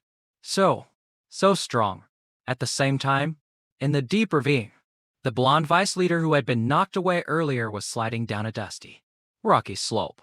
His hand trembled beside an empty potion bottle, his pained gasps echoing. Huh. Immediately after, a system notification appeared. You have used one blood vial and restored 20% HP and magic power. He staggered to his feet, clutching his battered body, gritting his teeth and glaring with resentment. Huh. You damn bastard. A crimson killing intent erupted, enveloping his body. He clutched his weapons and advanced into the darkness, growling each word. Your fate is surely death. The sound of heavy footsteps echoed. Let me see who's so bold as to stroke a tiger's whiskers. Who no longer wants to live. Immediately, an underling pointed. Guild leader. He's over there. Hearing the commotion, Vane frowned slightly and turned to look. The female mage behind him also jumped in alarm. The underling pointed straight at him, shouting his report. It's this brat. He almost killed the vice leader, causing the large guild leader beside him to glare and ask, who? However, upon seeing the opponent's face, the armored guild leader suddenly froze, broke into a cold sweat, and hastily raised his weapon defensively, exclaiming, wait! He stared in terror at Vane's crimson eyes, thinking, the eyes rumored to be cold and emotionless, but they radiate an incredible pressure. He continued to look down at his opponent's weapon, trembling as he assessed, as if crystallized from moonlight. It glitters with a blade that carries an icy, cold light, as if capable of cutting through anything. A brilliant and terrifying green aura now radiated from Vane's body, causing his enemy to marvel in fear, and the aura emanating from his body makes one feel an unbearable suffocation. While the leader was still backing away in fear, the underlings behind him, oblivious, were still shouting and egging him on. Guild leader, hurry up. Show this brat our power. Damn you, blind dog. You dare provoke us. Don't you care about your life anymore? You bastard. Just wait to die. The armored guild leader, drenched in sweat, gritted his teeth and thought, damn it. This aura, plus that sword, which most likely dropped from a boss-level monster. This person is, 9 times out of 10, the one called Vane. He tightened his grip on his greatsword in desperation, cursing the foolish underlings cheering behind him. These idiots! Out of all the people not to mess with, they had to provoke him? They're good for nothing but ruining things. Despite his subordinates still yelling, get ready to die. You've been sentenced to death. Ignoring the noisy grunts, Vane calmly stared at the large leader and asked softly, you are the leader of the Bloodscar Guild? Pushed into a corner in front of his subordinates, the leader gritted his teeth, tightened his grip on his weapon, and told himself, but my dignity cannot be trampled on. His eyes narrowed with tension, preparing for a desperate fight. It seems a battle today is unavoidable. Just as the two sides were in a tense standoff, Vane slightly raised his eyes as he heard the sound of wind whistling down from the high cliff. The female mage also looked up, spotted the dark figure hurtling down, and screamed a warning in terror. Watch out behind you. From Hydra, the blonde vice leader, wielding two sharp daggers, was plummeting down at a terrifying speed, roaring madly, die, you bastard. His face was contorted with hatred and extreme killing intent, his mouth wide open and his eyes glaring as he screamed with all his might. Die! The guild leader swung his giant battle axe, his face filled with smugness, taunting loudly, brat! Making an enemy of the Bloodscar Guild was the stupidest decision of your life. This is a great opportunity. The two charged forward, aiming their blades straight at Vane and the female mage. However, their opponent's next move stunned the guild leader, causing him to freeze and exclaim in shock. What? To the enemy's astonishment, a giant werewolf phantom rather than a majestic green aura suddenly appeared behind Vane. The beast bared its fangs in a chilling grin, then immediately swung its energy battle axe, bringing a thunderous blow down from Hydra. The overwhelming force from the slash knocked both men back. The ghost wolf's attack created a green shockwave that slammed into the cliff with devastating power. Seizing the opportunity, Vane rushed forward at wind-like speed, swinging his sword straight at the panicked guild leader. With the gleaming blade held close, Vane looked coldly at his target and declared, next, it's your turn. The guild leader's eyes widened, his face turning pale with extreme fear. Without mercy, Vine unleashed a series of brilliant, continuous slashes, severing the enemy's life with deadly strikes. A swift death came instantly. The guild leader collapsed into a pool of blood on the sand, leaving Vane to turn and walk away. He glanced indifferently at the corpse, remarking with contempt, "This guild isn't even worthy of being taken seriously." Suddenly, a red system notification warning a player killing appeared, indicating his crime points had increased by 2, making him calculate 2 points. Even so, his face remained calm and serene. It will automatically disappear as long as no more points accumulate within a week. Behind him, the female mage looked up at the surviving members of the Blood Scar Guild fleeing up the rocky slope. She asked hastily, "Oh my god, they're getting away. Should we chase them?" Vane stood silently, sword in hand, and replied calmly, "They're just small bugs. Nerdy." With that, he walked over to the vice leader, who was now disintegrating into dazzling fragments of data. The items dropped by the enemy immediately appeared. First was the silver-grade weapon, the explosive battle axe, with the ability to deal area of effect damage. Next was the pair of silver-grade dual swords, the Dragon's Fang daggers, which glowed brightly and carried a continuous burning effect. Finally, there was a compact bronze-grade weapon called the Thorn Dagger with an agility-enhancing attribute. Vane rubbed his chin, thoughtfully assessing the loot. Their attributes are quite good. Even if I don't use them, they can be exchanged for a good price. After collecting everything, he turned on his heel, preparing to leave the scene. The female mage, having finally composed herself, blushed and looked at him with grateful eyes. "Great benefactor, thank you for saving me today." She hesitated before stepping closer to her hero, speaking shyly. I still don't know your name." Vane paused for a beat, then turned his face to reveal a slight, confident smile. "My name is..." Standing against the twilight, he glanced at her over his shoulder, left his sentence hanging proudly. "There will come a day when you see my name at the top of the world's top 10 list." That arrogance left the female mage stunned, muttering in awe, "Top 10. But when she saw him walk away decisively under the sunset, she scrambled to follow his shadow. "Who cares about that trivial list? Great benefactor, please take me with you." The scene abruptly shifts to the Wailing Desert, a barren land stretching under a dusty sky. Here, Vane stood opposite a giant creature with a thorny carapace that had just emerged from the ground. They were level 6 Wailing Thunder Scorpions, raising their dark purple venomous tails threateningly. Vane's gaze immediately sharpened. He crouched, drew his weapon, and readied himself for a new battle. A Thunder Scorpion stinger shot out like a flash, aiming to take its target's life. But with his keen senses, he easily dodged and countered, splitting the monster's tough carapace with a wave of green sword energy. His eyes flashed with a cold killing intent as his magic erupted violently around his body. Spinning in Mitra, Vine unleashed a giant green tornado, sweeping away and tearing apart all the surrounding scorpions. The system panel immediately displayed a continuous stream of victory reports. A total of 60 Wailing Thunder Scorpions have been defeated in this area. Your level has increased to level 8. He gently touched his blood-stained sleeve, smiling with satisfaction at his newly gained power. Straight to level 8. Although collecting the paralysis herb was a bit troublesome, this was an unexpectedly good bargain.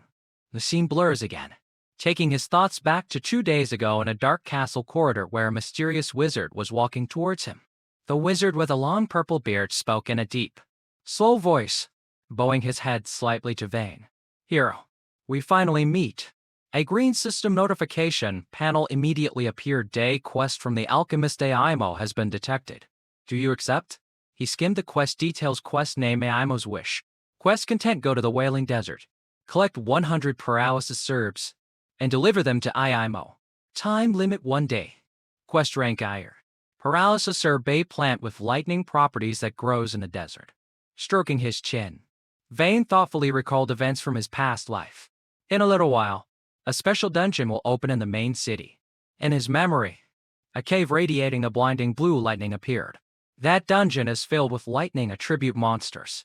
To clear it successfully, players must have extremely high lightning resistance. For this reason, the demand for effective lightning-resistant potions will skyrocket, and their value will rise to thousands of gold coins. In my past life, someone made a huge fortune from this, and completing this paralysis herb collection quest will give me the formula to craft that effective lightning-resistance potion. Today is the first day Aimal has come to Blackson Town. After this quest is turned in, he will also go into seclusion forever. Without hesitation, he reached out and pressed the glowing red accept quest button on the system panel, stating decisively, "This means this is the only chance for a player to get this formula." Except, the stream of memories ended, bringing him back to the present in the Wailing Desert, where glowing patches of grass were surrounded by monsters. Wailing Thunder Scorpions, a level 6 lightning-type monster that guards the paralysis herb. Quick as a flash, he delivered a devastating stomp, crushing the head of a charging scorpion. He calmly assessed, "To me now, they are no major threat."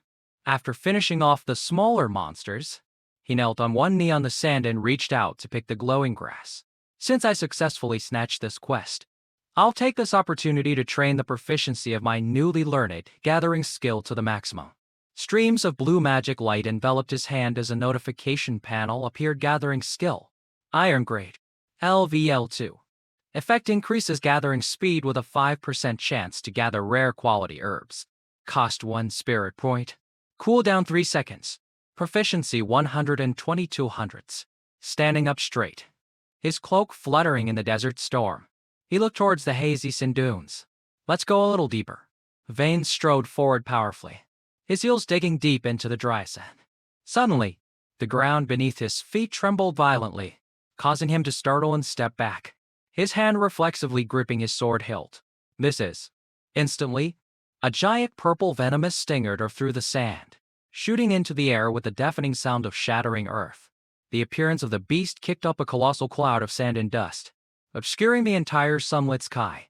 Vane immediately leapt up, masterfully dodging the scorpion's silver slash. His feet slid across the ground, carving deep furrows in the sand. He slowly raised his head, his eyes narrowed and cold, a vigilant red glint flashing within them.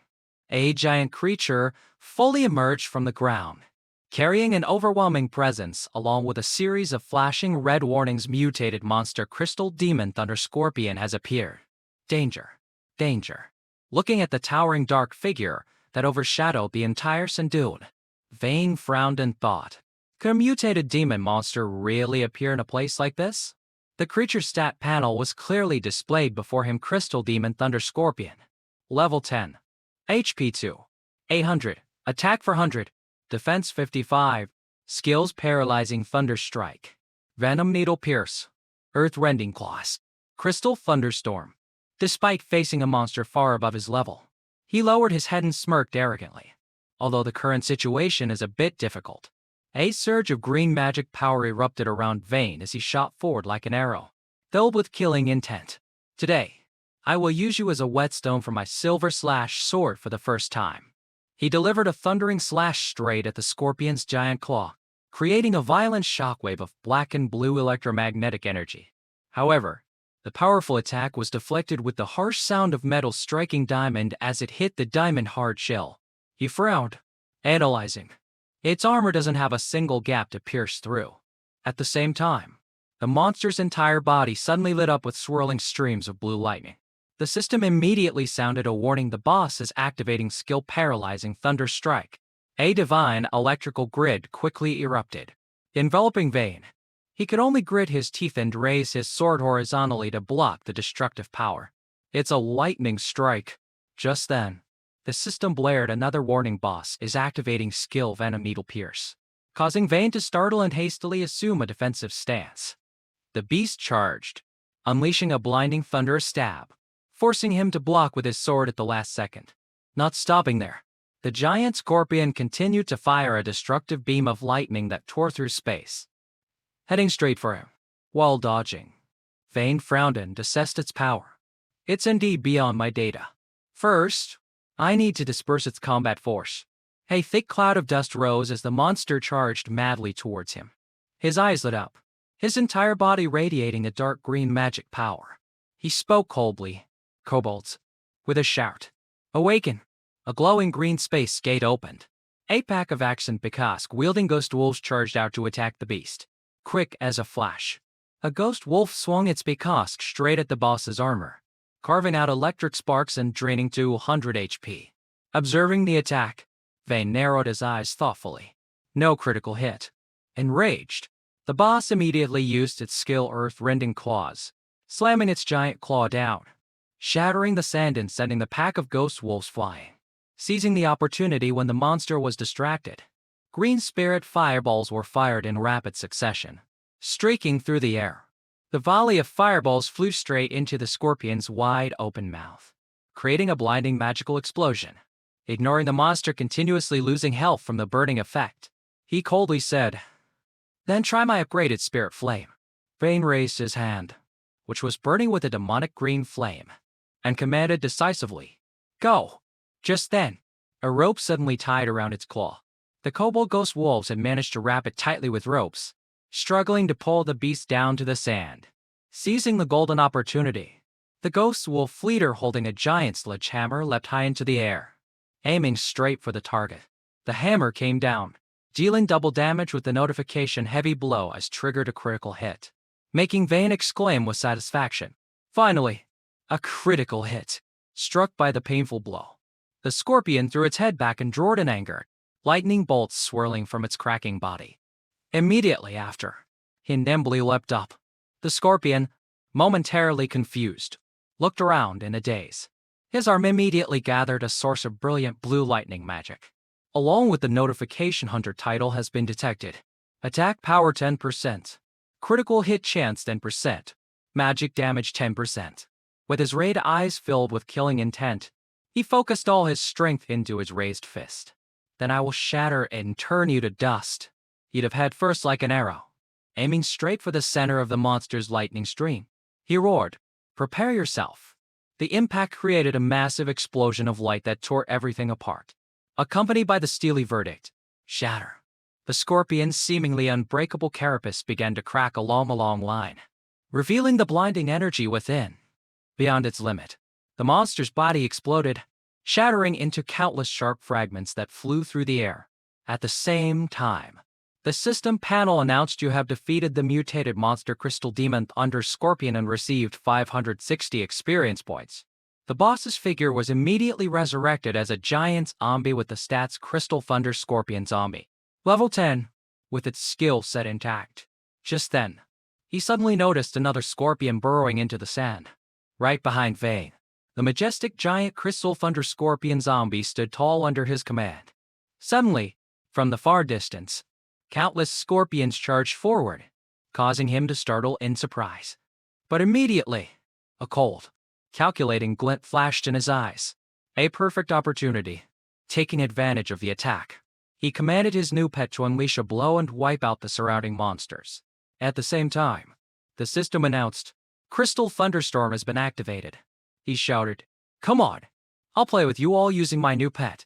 A barrage of crystal lightning bolts shot out from the zombie, tearing through space and raining destruction upon the smaller scorpions, with damage numbers continuously appearing 50, -60, -60, coordinating seamlessly. Vane, his red eyes filled with killing intent, swung his greatsword and leapt into the air. He delivered incredibly dangerous lightning slashes down on the monsters, the system continuously announcing weak point hit. Weak point hit. His blade plunged into a monster's hard shell, accompanied by the system notification weak point hit. The force from the thrust pierced the armor, creating a stream of blinding light that spewed from the wound. After the perfect finishing blow, he landed on the ground in a majestic pose, his cloak fluttering in the wind, standing amidst the battlefield littered with scorpion corpses. Brilliant golden notifications appeared one after another. "You have leveled up. You have leveled up. Congratulations. You have reached level 10. He opened his glowing blue personal info panel to check. Player Vane. Level 10. Class Necromancer Forbidden. Talent Shadow Summoning. Gate of Hell 2100s. Strength 30. Vitality 28. Agility 47. Spirit 53. IXP 150 to 5159 Thess. Vane's face broke into a satisfied smile. Gaining 2 levels at once feels great. At the same time, the rewards from the boss appeared. shining brightly. He mentally calculated as he saw the notification received iron-grade weapon along with items like Thunderbrand, leg guards, paralysis ring, and phantom crossbow. And all the loot I got from the treasure chest is silver grade. Selling them will definitely help my family's situation. The desert wind blew his cloak open as he stood firmly on the sand dune, his sword held tight. Looking down at the scattered monster corpses, the system confirmed. Monsters in this area have been eliminated. Suddenly, a brilliant golden light enveloped his hand. A notification appeared. Congratulations. You have received a gold rank class skill book. An ancient grimoire with a strange reed eye in the center slowly descended into his hand. Pai Quin Ji his curiosity. A brilliant gold magic from the book spread throughout his body. The information displayed dark curse. Gold. Requires necromancer. Vane held the book to his chest, smiling softly and admitting, I really am very lucky. A brilliant golden light exploded as the system announced the skill book will be automatically added to the player's memory database. A giant pillar of light shot straight into the desert sky, accompanied by the text, Congratulations. You have obtained an exclusive skill for the Necromancer class. The skill details appeared with images of gloomy green skulls surrounding it. Dark Curse. Gold. LVL1. Effect deals damage equal to 20% of the target's health, or restores 20% of a zombie's health. Cost 100 mana. Cooldown 10 seconds. Proficiency 0-100. His hand immediately ignited with a brilliant blue spirit flame. He muttered, Analyzing. So I can restore 20% of an undead creature's life points. Vane's eyes sharpened, focusing on the new power dancing in his palm. He turned to look at the zombie scorpion standing by the cliff, its health bar displaying life points 60%. He shot out a stream of brilliant green energy and said decisively, Let's give it a try. The energy stream hit the monster's head, creating a glowing healing crown symbol. The zombie scorpion threw its head back and roared with vigor, its health bar immediately changing life points restored to 80%. Clenching his fist to withdraw his magic, Vane looked into the distance with determined eyes. That's enough for now. It's time to go to the main city and find that first subordinate. The scene suddenly shifts. Vane, in the real world, removes his V or helmet with the dry, mechanical sound of a latch releasing. His face showed a look of shock, as if he had just realized something incredibly important. Wait a minute. Could it be? In the living room, his mother stood behind a gaming chair with a worried expression, urging, Vane, your father just hurt his back. Go give him a hand. He jumped slightly. The mother and son quickly supported the father, who was grimacing and holding his back. As he lay down on the sofa, the mother said gently, Honey, take it slow, while massaging her husband's back. His mother chided him worriedly. Why are you still so reckless at your age? Trying to fix the air conditioner without knowing your own limits. Wouldn't it have been better to call a repairman? Now look, you've hurt your back. His father lay on his stomach, his forehead beaded with sweat, but he still managed to smile to soothe his wife. We have to save every penny we can, right? Last week when the washing machine broke, didn't I fix it in just a few simple steps? Standing silently in the doorway, Vane heard his father's optimistic voice continue. Besides, this is just a small injury. It's nothing. I'll be fine after a short nap. I still have to pick up little Leah from school tomorrow. His eyes were downcast and full of thought as he quietly looked at his hardworking father, unable to say a word. The scene shifts to the next day. Under the clear, quiet sky of the bustling apartment complex. In the bedroom, the father was still sound asleep, while the mother frowned in annoyance upon hearing a loud commotion from the living room. Opening the bedroom door, the sleepy mother asked, Vane, is that you? Why are you making so much noise this early in the morning? As they stepped out, the couple was suddenly stunned to see the workers carrying a massive TV and mounting it on the wall. The whole living room looked luxuriously redecorated. A worker approached and took the father's hand, causing them both to scream in shock. He said, Excuse me, are you Mr. and Mrs. Lim? These are the new items that Mr. Vane purchased. We brought and installed them as quickly as possible. Please confirm the delivery. Standing stunned in the middle of the living room, the father broke into a cold sweat and muttered, Wait a minute. I'm not sleepwalking. Am I? What the hell is going on? The scene shifts to a high-end gym, where Vane is doing sit-ups on an inclined bench. his rippling muscles glistening with sweat, his breathing steady. Switching to the treadmill, he maintained a light, continuous running pace and then spoke. "Sorry for the trouble." The beautiful manager smiled and said, "Would you like to sign up for the VIP package? We need to deduct the fee for 1 year in advance." Without hesitation, he decisively handed over his bank card and replied, "All right, here's my bank card." Then he thought, after selling some unnecessary equipment, "I've renovated the house and also bought a family membership at this gym." His eyes showed a deep, thoughtful look. After all, Mom, Dad, and Leah need to start physical training early so they can adapt more quickly when they enter the immortal phase. Holding the card, the beautiful female employee's face flushed slightly as she screamed internally, "Oh my God! This customer has been training continuously for a long time without his face turning red or even breathing heavily. Plus, his physique is so athletic." Suddenly, the girl's eyes widened in shock. Her hand trembled as she thought in astonishment. "Is this the premium VIP card that's only issued to those with over 5 million in their bank account?" Ignoring the employee's surprise, Vane calmly took out his phone and made a call. "Hello?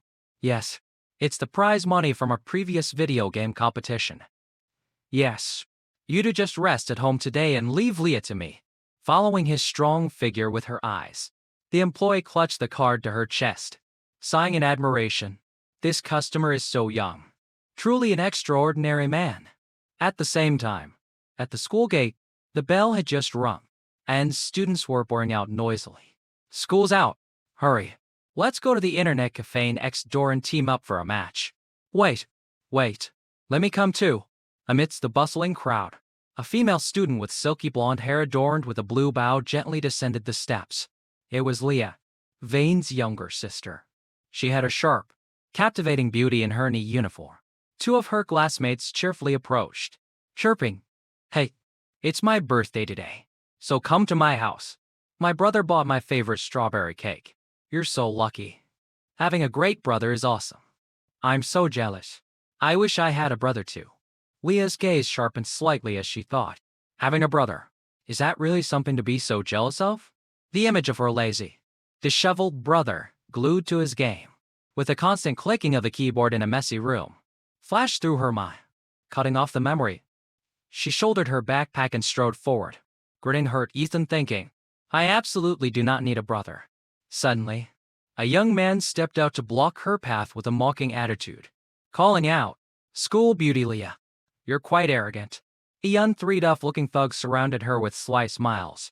The leader continued, "We've sent invitations through others many times, but you never bothered to reply. This time, we've come to invite you out personally, so you should at least show some courtesy." Blocked. Leah glared and snapped, "What do you want?" Her two friends hid behind her in fear, asking tremulously, "Class president, who are these people?" The mocking young man brazenly reached for her face, saying, "Look at this smooth skin. Let big brother here have a little touch." Leah angrily slapped his hand away with a sharp movement, saying loudly, "Don't touch me. Get out of my sight." She waved her hand, pointing straight at the thugs and shouting, "If you touch me again, I'll call the police." The enraged young man swung his hand and slapped her across the face, causing the girl to cry out in pain. He yelled, "Damn it, you're not worth my kindness." The slap was so hard it sent Leah stumbling and falling to the ground with a thud, while her two friends screamed in horror. "Class president." The aggressive young man raised his hand to strike down hard again, yelling, "Is a little insult too much for you? Why pretend to be so pure?" Unable to dodge in time, Leah squeezed her eyes shut and raised her hands to shield her face, bracing for the blow. But, in that instant, a strong hand shot out and grabbed the thug's wrist with a powerful, arresting force. Startled by the unexpected event, the girl slowly peeked open one eye, stunned. From behind, the tall figure of a young man appeared, his red eyes blazing with killing intent, and spoke coldly. "Who gave you permission to harass my sister?" The young man stepped forward firmly, causing Leah to stare up in disbelief at the familiar face, exclaiming, "Vane? Held fast." The thug struggled angrily, yelling, "Damn it, where did this stray dog come from?" At the same time, his three cronies aggressively moved to surround them, shouting threats. "Today, If I don't knock out all your teeth, I'm not a man. Are you looking to die? Don't waste words. Just break his arms first and then we'll talk. In response to the threats, Vane threw a lightning-fast punch straight into the leader's face, sending blood flying. He immediately ducked and launched a devastating uppercut that sent the second thug flying. Without letting them recover, he spun and delivered a thunderous kick that swept the third one away, ending the lightning-fast combo. A brutal stomp came down on the last one's face, causing severe injury. Vane stood tall and imposing, the force from his stomp cracking the ground beneath his feet. At his feet, the thugs lay flattened on the ground, groaning in pain. Ugh. Brr. After dealing with the trash, he calmly turned to look at the three girls who were standing there with their mouths agape in astonishment, and said flatly, "They're gone." On the way home, the two siblings walked side by side. Leah asked curiously, "Why did you come today?" Then she thought, "This guy does nothing but stare at his game all day. Why would he come to pick me up from school today?" He kept looking straight ahead, replying softly. Dad pulled a muscle in his back. Mom's at home taking care of him. Hearing this, the girl's expression turned worried. She asked in alarm, "Pulled a muscle? Is it serious?" He calmly reassured her, "It's nothing major." After that, silence fell between them, with only the steady sound of their footsteps. Leah lowered her head, secretly glancing at her brother, thinking, "In my memory, it's been a long time since I've talked to him like this. This is so awkward." The evening sun cast a glow on Vane's angular features, outlining his rugged, steady, and incredibly calm demeanor. The silence was suddenly broken when her classmates ran up from a distance, waving and calling out, "Class president! Class president!" As they caught up, the two girls covered their faces and gushed, "Class president? Is he really your brother? He's nothing like your lazy brother at all." "That's right. I had no idea Senior Vane was so good-looking and handsome. Why have you never mentioned him before?" Leah was dumbfounded, staring at her two best friends, thinking in confusion, "Handsome? This guy?" Under the bright sunlight, Vane smiled gently, causing the surrounding female students to whisper amongst themselves, "Wow, who is he? He's so handsome." "Yeah, he's one of the graduated seniors. He looks way more handsome than the boys in our school." Seeing her friends mesmerized by her brother's tall back, Leah blinked in surprise, thinking, his popularity is surprisingly high. One junior even boldly ran up to him and shyly greeted, "Senior." "Hello," he politely replied. "Hello," which left Leah walking behind, stunned, thinking, "What? Has he always been this tall? Why didn't I notice this before?" Her gaze lingered on his broad shoulders and muscular build, a series of questions popping into her head. He even has muscles. When did he start working out? No wonder he was so good at fighting just now. But he's clearly still the same person. Old memories suddenly flooded back. She remembered a weak, listless Vane, wearing a hat pulled low and staring at his phone, completely withdrawn amidst the crowded subway train. A stark contrast to his sparkling image now. The Vane of the past was just someone who locked himself in a dark room, with a scruffy beard, sluggishly holding a game controller amidst a pile of junk food. Leah frowned, staring intently at her brother's steady back and thinking, "But why do I feel this sudden and immense change in him?" Her best friends cheerfully waved goodbye and chirped their farewells. "See you tomorrow." Vane bent his knees slightly before the admiring gazes of the female students around him, offering his back and saying, "Get on." She flusteredly waved her hands, her cheeks blushing as she said, "I'll walk on my own." Then she protested internally, "What the hell is this? I don't want to be carried in front of so many people." She was suddenly pulled forward by a strong force, staggering and exclaiming. She tumbled and landed squarely on her brother's broad back right in the middle of the school hall before she could finish her cry. "Hey, bro." Vane adjusted his sister on his back with both hands and started walking, saying calmly, "Your classmates have all gone home. Don't force yourself if you can't walk." His sharp eyes had already noticed the bloody bruise on his sister's ankle. He continued, "You were pushed down earlier. Did you sprain it?" We rested her chin on his shoulder, her eyes wide with astonishment, thinking in a daze, when did he notice? When he reached the door of their house, he called out, "We're home," and Leah shyly called, "Dad? Mom."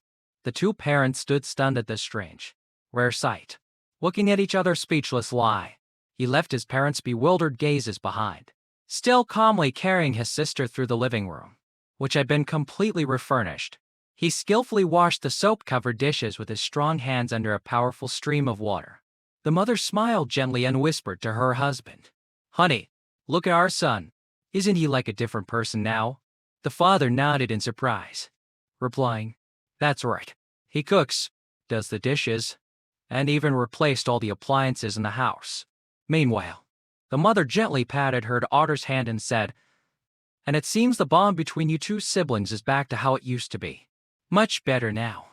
The girl held her warm glass of water, coughed awkwardly, and replied, "Ah, is that so?" She gently blew on the steam rising from the glass, her eyes thoughtful. What a strange guy. Has he really changed? Vane stood before the sparkling clean sink, wiped his hands, and said, "All done." With that, he casually took off the apron, decisively turned, and left. "I'm going to my room now." Leah watched the closed wooden door with a fleeting look of disappointment, thinking, what was I expecting? He's still just a game addict. She jumped when a hand suddenly reached out, holding a tube of ointment right in her face. He stood there, instructing his sister. "This ointment is very good. Remember to apply it after you shower." He once again pushed the door to enter his private world, leaving behind a cold remark. "I'm gaming. Don't come into my room unless it's an emergency." She sat quietly on the chair, her hands unconsciously tightening around the cool ointment tube. She closed her eyes, savoring a distant, warm feeling, and smiled softly, chiding affectionately. I know. No one wants to go into your room anyway." A rare smile bloomed on her lips, dispelling the usual cold, arrogant demeanor of the school beauty. He stood behind the door, stroking his forehead and sighing as he heard his mother's voice again. "See? I told you. Their relationship has gotten better. What happened at school today?" Followed by his sister's evasive reply, "Nothing. Mom, I'm going to take a shower." He leaned back into his comfortable gaming chair, letting go of his burden, and thought, now, the recent family troubles will finally settle down. He brushed back his messy hair, his gaze gradually regaining its usual sharpness and determination. He decisively put on the VR helmet, preparing to connect, muttering, "Well then, time to go back to the game." The scenery lit up. A massive pillar of energy shot down into the desert, carrying the announcement "Main Cities and Wind City." His eyes, beneath his tattered cloak, glinted with a sharp, calculating look as he muttered, "Time to catch that rat." He strode towards the majestic towers, his cloak billowing in the sandstorm. As the system text appeared, "You have entered Sun Wind City." In another corner, a man was brutally stomped on the face and screamed, "Ah!" Then he pleaded, "Your Excellency, I swear to God, it's all a misunderstanding." The iron-armored guard pointed his sharp spear at the man lying on the ground and roared, "Shut up. You can spew your filthy lies in prison." From a hidden corner, Vane quietly stopped, witnessing the entire brutal arrest in the sun-drenched square. The guard suddenly froze, his eyes darting sharply to the side with vigilance. He turned his head and stared into the empty space, muttering in doubt, "Strange. Did I just see things?"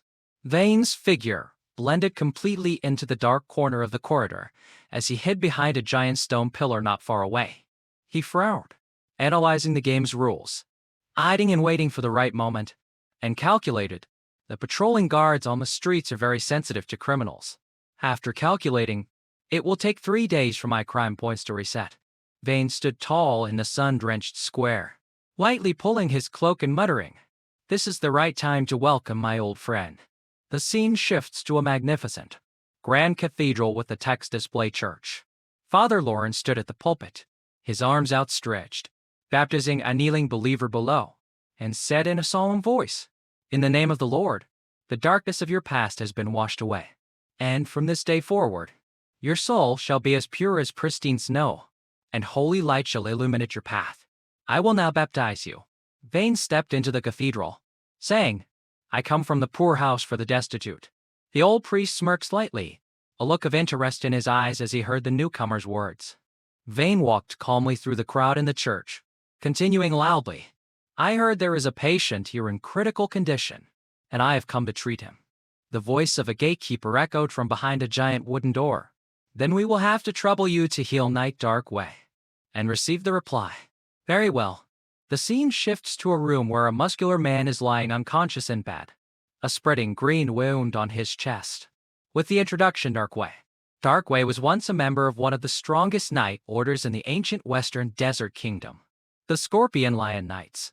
Thane remembered the image of a valiant Dark Way riding the Scorpion Lion beast in the past, thinking, in my previous life, when I was level 15, I could barely get a gold-grade weapon from him. The information displayed Dark Way. For a member of the Scorpion Lion Knights, Vane stood by the bedside, his calm face looking down at the man, and said, Sir, Dark Way, I have come specifically to treat the poison in your body. Dark Way weakly opened his tired eyes, his forehead beaded with sweat, as he saw the information panel displaying the young man's level LV10. The old priest standing beside him showed a disdainful expression, remarking sarcastically, Huh, you?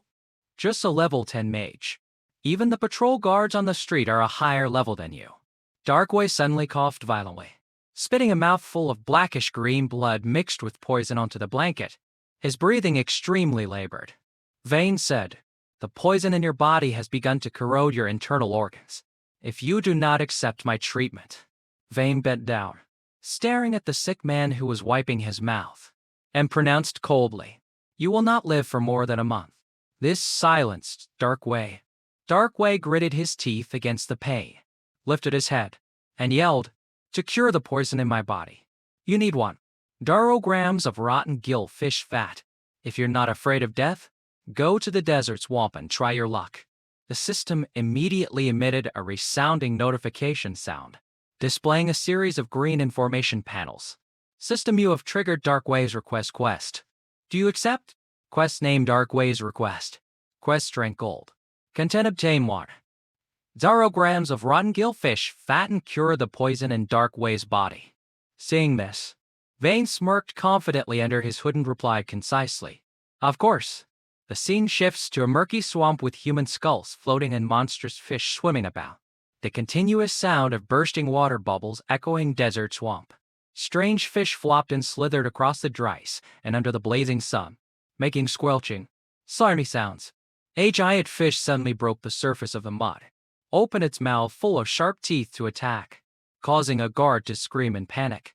At the same time, an information panel displayed rotten gill fish, elite, level 15, HP 3,500, attack 300, defense 45, skills tail leap, gill curse resonance. Just then, a valiant blonde knight leapt into the air, swung his sword, and loudly commanded his staggering comrades below, Hold your positions. These monsters' teeth are very sharp. Don't let them bite you. Attack. My back. The giant beast whipped its tail, emitting a blinding light, and slammed it down on the ground, creating a deafening, wind-tearing shockwave. The blonde knight and his comrades were sent flying, screaming in extreme pain as they were thrown by the brilliant energy explosion. The soldiers sank helplessly into the swamp, calling out to each other in fear as a school of monstrous fish swam over to surround them. Help! Help me! The giant fish tail gathered a brilliant golden light and whipped down on the ground, accompanied by a system notification skill-activated tail whip leap. The giant rotten gill fish opened its black maw full of fangs and charged straight down at the knight, letting out a furious roar. The blonde knight gritted his teeth and braced himself, desperately raising his sword horizontally in front of him. The scene went dark as the giant mouth with its slimy tongue and rows of sharp teeth opened wide, obscuring all vision. The blonde knight's eyes widened in horror, his mud-splattered face breaking into a cold sweat as he thought, This time, I'm really dead. Vane suddenly swooped down from the sky, his red eyes blazing with killing intent, flashing past the knight and creating a gust of wind that cut through the air. Vane's strong hand reached out and decisively grabbed the knight's sword arm. Vane pulled the knight back while simultaneously unleashing a roaring, brilliant blue flame and snapping coldly, Don't get in my way. He charged straight forward, the blue flame burning fiercely, reflected in his confident, undetermined eyes. The fish monster stared in surprise as the blue flame slammed into its eyeball. It roared in agony and confusion, The blue flame erupted violently on the monster's head, creating a blinding explosion and a ground-shaking tremor. Vane landed, leaving the knight behind him to fall to a sitting position with a stunned expression. The blonde knight, on one knee, clutched his throat with a look of astonishment and exclaimed, I survived? Suddenly, he whipped his head around, his eyes wide with surprise, and called out, Wait!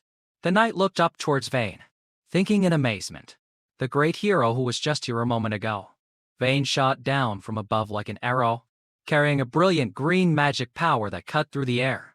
He swung his sword, unleashing brilliant blue magic slashes that rained down on the school of fish monsters, continuously inflicting critical damage. A giant fish's red eyes bulged as it took a critical hit, then opened its mouth to let out a pathetic roar. It immediately whipped its tail and leapt like a frog. Countless others leapt up in unison, opening their mouths full of sharp teeth towards Vane. The blonde knight stared in horror and quickly shouted, Great hero, be careful. Another giant fish silently cut through the murky mud, slithering forward at an incredible speed. Vane gracefully somersaulted head backward to dodge the attack, smirking provocatively. Is that all you've got? He landed neatly on the ground, his face still maintaining a cold composure. His foot slammed down, planting his stance firmly. He immediately summoned his sword, his hand tightening around it, glowing with a blue light, and declared loudly, A pile of trash gathered together is still just trash. He raised the sharp weapon to eye level, revealing his crimson pupils flashing with killing intent. He thrust his weapon straight into the monster's eye, creating a blinding flash of light that destroyed the eyeball. The school of monstrous fish continuously took critical hits, writhing and twisting their bodies in pain. The knight stood stunned from a distance, exclaiming in constant amazement, Damn it! What kind of person is this great hero? The 8 of us were almost crushed, yet he took down 5 of them by himself. He has incredible power, but killing those fish alone is impossible. The blonde knight broke into a cold sweat, his eyes wide with fear as he remembered something. In the end, the most terrifying thing about those monsters is their group attack skill. The school of fish opened their mouths in unison, gathering streams of green lightning into a combined attack and letting out a heaven-shaking roar. Vane stood motionless on a high rock, calmly facing the massive, approaching tsunami of toxic energy. He frowned slightly, his crimson eyes showing an unusually calm expression as he spoke. Oh, just as the system displayed the notification, the moldy fish are casting their group skill Cursed Fang Resonance. All enemies within range will receive a toxic fog shock, triggering negative statuses like confusion and auditory hallucinations. He raised a hand, creating a brightly shining star-shaped magic seal, the corner of his lips curling in contempt as he muttered, Just a petty trick. I won't fall for it again in this life. He gathered his strength and released his magic, roaring a command for his summoned creature to rise from the magic circle. Giant wolf, arise. He waved his hand, pointing forward and decisively commanding the giant ghost wolf materializing behind him. Use the skill howl of the hungry wolf. The ghost wolf threw its head back and let out a long, powerful howl, creating a sound wave that swept over the fish. Along with the system notification, target has been hit. The moldy fish have entered a dazed state. He raised his hand to his face. A sparkling blue digital data blocks appeared, saying calmly, So now, a system information panel lit up Mitra, displaying the details of the summoned item Awakening Mask. Effect: a single-use defensive mask to protect against toxic fog. Vane, with the gas mask equipped, launched himself forward, swinging his sword as he dove into the battlefield. Vane shot through the air, the gas mask covering half his face. He swooped down like a shooting star, carrying a stream of green magic. He swung his sword repeatedly and delivered a cold verdict. Lie down and accept your death. The brilliant blue magic blade pierced through the large, round eye of a giant fish with its mouth wide open, followed by the system's cold notification critical point hit. He continued his momentum, somersaulting in the air and delivering a slash that split another monster's head, causing the screen to display the text again critical point hit. His eyes glinted with ruthlessness as he put all his strength into bringing the sharp weapon down on his enemy with a low growl. Die! His figure plunged the blade straight down into the giant throat, bristling with sharp teeth that was about to swallow him, precisely landing the attack critical point hit. The monstrous fish writhed, twisting its massive body, and threw its head back to let out pathetic, painful roars as it continuously took its critical point hit. Completely overwhelmed, another fish quickly turned and slithered along the muddy slope to find an escape route from the young man standing arrogantly above. Vane tightened his grip on his weapon, which was glowing with a powerful green light, and looked down at his prey with contempt. Too slow. If you like playing the role of stinking bugs in the mud. He flipped his weapon, delivering a decisive slash of massive green magic straight into the ground, and coldly pronounced, "Then just stay down there forever, you trash." The burst of power created a blinding pillar of lightning that tore open the ground, incinerating the monsters screaming and struggling within the destructive energy stream. The blonde knight stepped forward, gripping the shoulder of his staff-wielding comrade, and exclaimed in amazement, "Impressive!" But immediately, his eyes tensed as he warned, "But it's still too early to let our guard down." The group looked in alarm at the swirling mud, bristling with sharp spines, and screamed in terror. "Look, the school of male fish is coming." Vane stood motionless, his sharp gaze glancing from the corner of his eye, calmly commanding the giant mechanical creature that had just appeared beside him. "Advance! Thunder Scorpion Zombie!" The magic scorpion immediately raised its giant tail, gathering energy and emitting a blinding purple light, accompanied by a notification activating Skill Crystal Thunder. It fired countless brilliant purple crystal energy lasers that shot through the air. A barrage of purple lightning bolts rained down on the school of fish hiding beneath the mud, creating a bloody, wide area sweep accompanied by the shout, "Full blast!" The energy spikes, carrying devastating power, plunged deep, easily piercing through the monster's tough flesh and scales. A giant fish, pierced through the head, rolled its bloodshot eyes back and opened its mouth wide with jagged, sharp teeth, screaming to the heavens in ultimate agony. Seeing this, a short-haired warrior below clutched his head, his face contorted and beaded with sweat, and yelled, "It's not as effective as I thought. The level and number difference is too great. He can't kill them all in one blow." Having dealt with the rotten fish, Vane jumped up. He landed in front of the group, his cloak fluttering, and asked the stunned people below, "Who said I was going to kill them all?" He raised his hand to pull down the hood of his cloak, his red eyes under the gas mask narrowing with calculation. The blonde knight and his comrade beside him were stunned as they realized the strange direction of the attack, their eyes widening in amazement. "Wait a minute. That is the direction the scorpion is aiming at. Is the belly of all the female rotten fish?" Up on the slope, the corpses of the female fish began to leak a fluid that attracted countless red eyes from the darkness, which swarmed out to surround them, causing one person to say, trembling, "Look, the male rotten fish."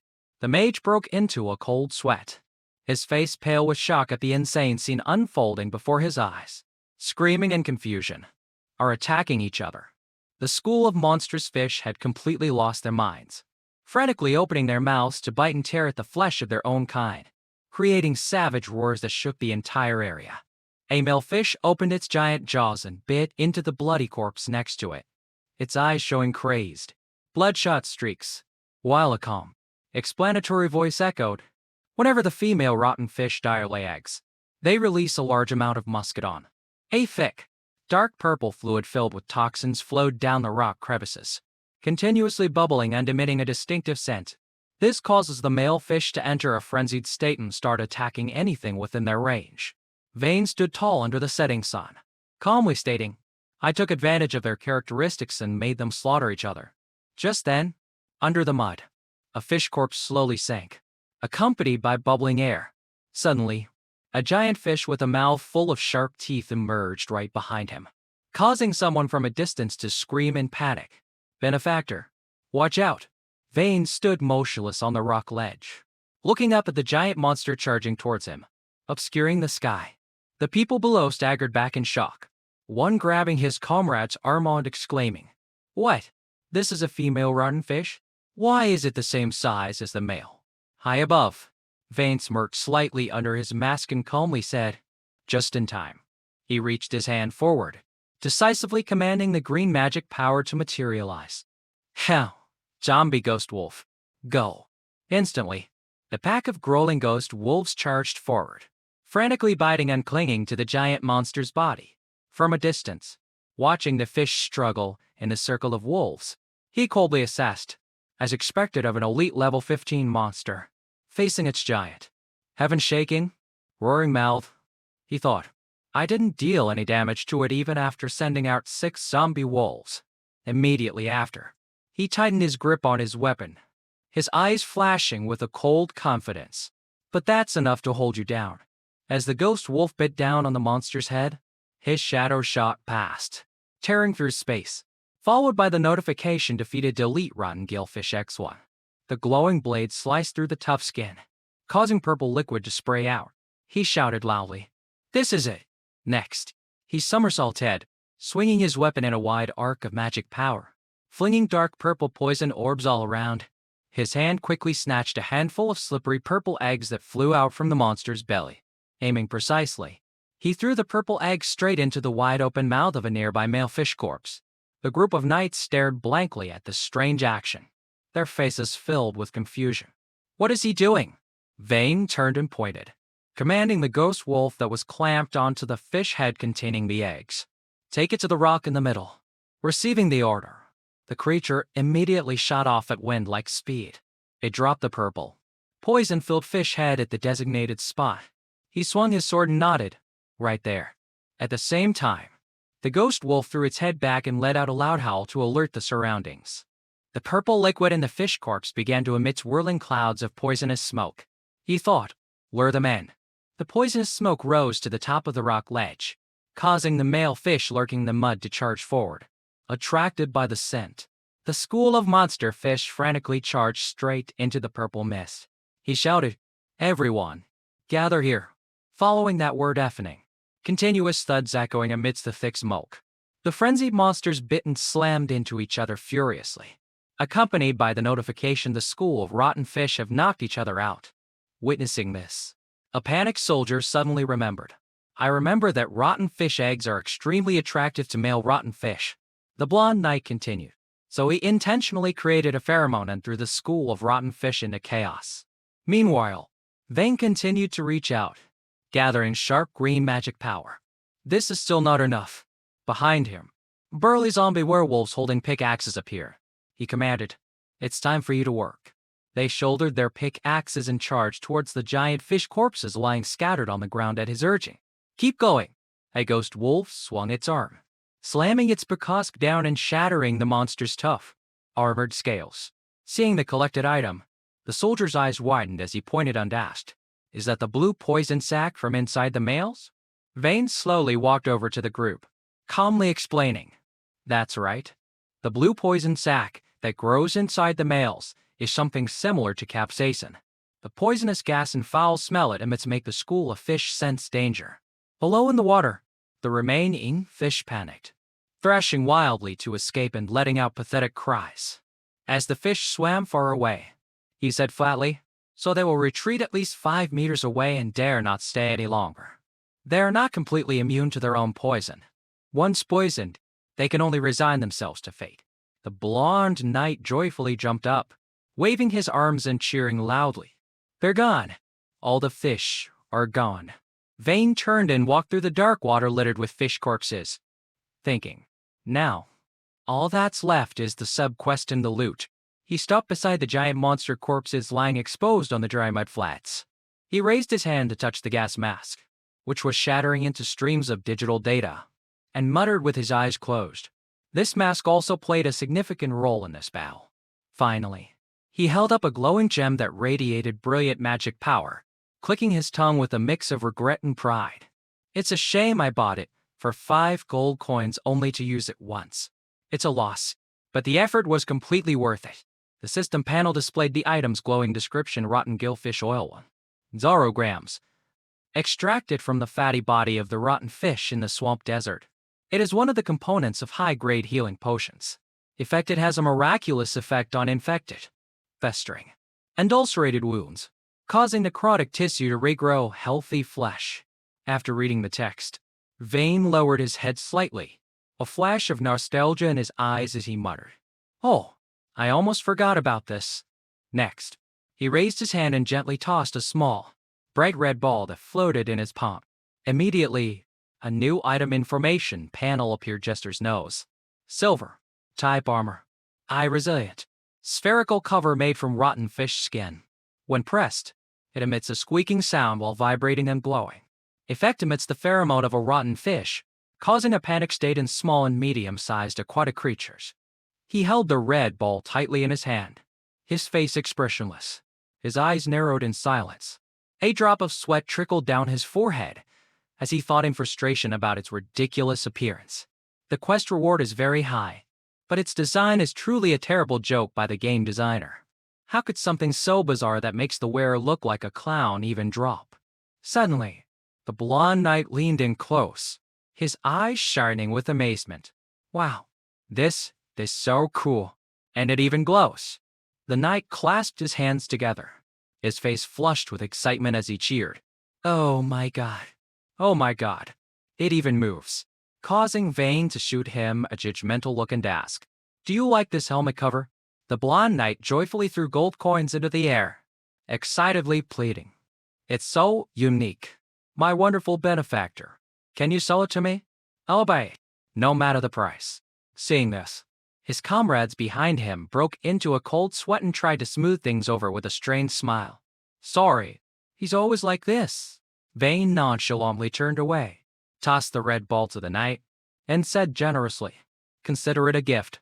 Immediately, the knight raised his hand and hurriedly called after him, "Wait, at least let me pay." But Vane had already turned to leave, replying decisively, "No need."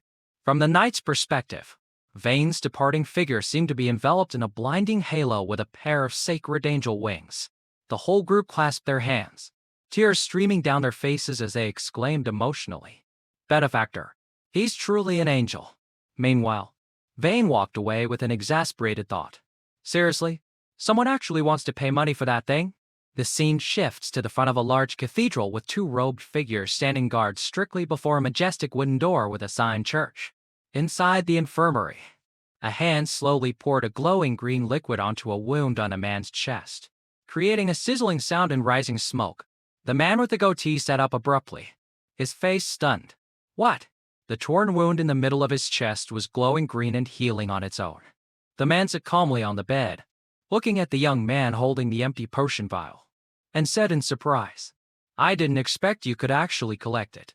At the same time, the system chimed in. The line of text appeared. Ding. You have successfully completed the gold quest, Dark Ways request, and received the quest reward gold weapon minus green spirits or dex 1.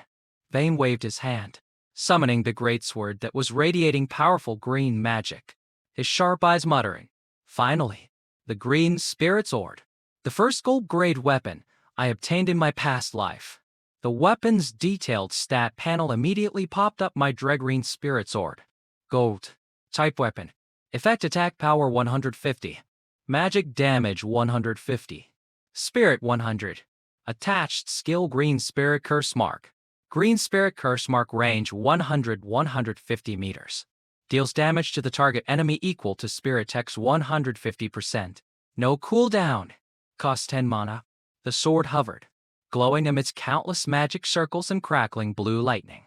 He continued to analyze. Although its basic effects are quite ordinary, its attached skill, Green Spirit Curse Mark, has extremely effective combat properties. His eyes sharpened as he recalled the scene of bombarding monsters in the past, smirking and thinking, especially its hidden effect. With each hit, it accumulates green spirit energy inside the enemy.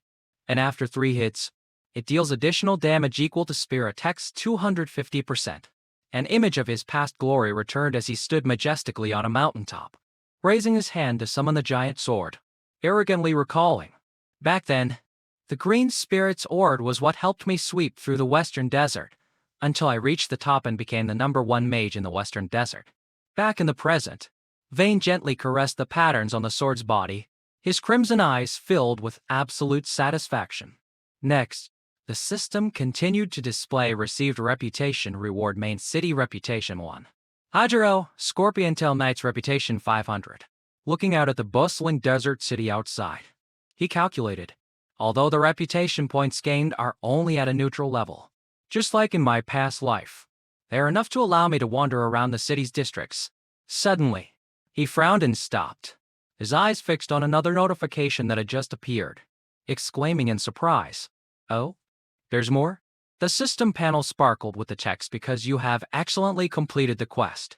You have received an NPC Affinity Point reward Dark Way's Affinity 10.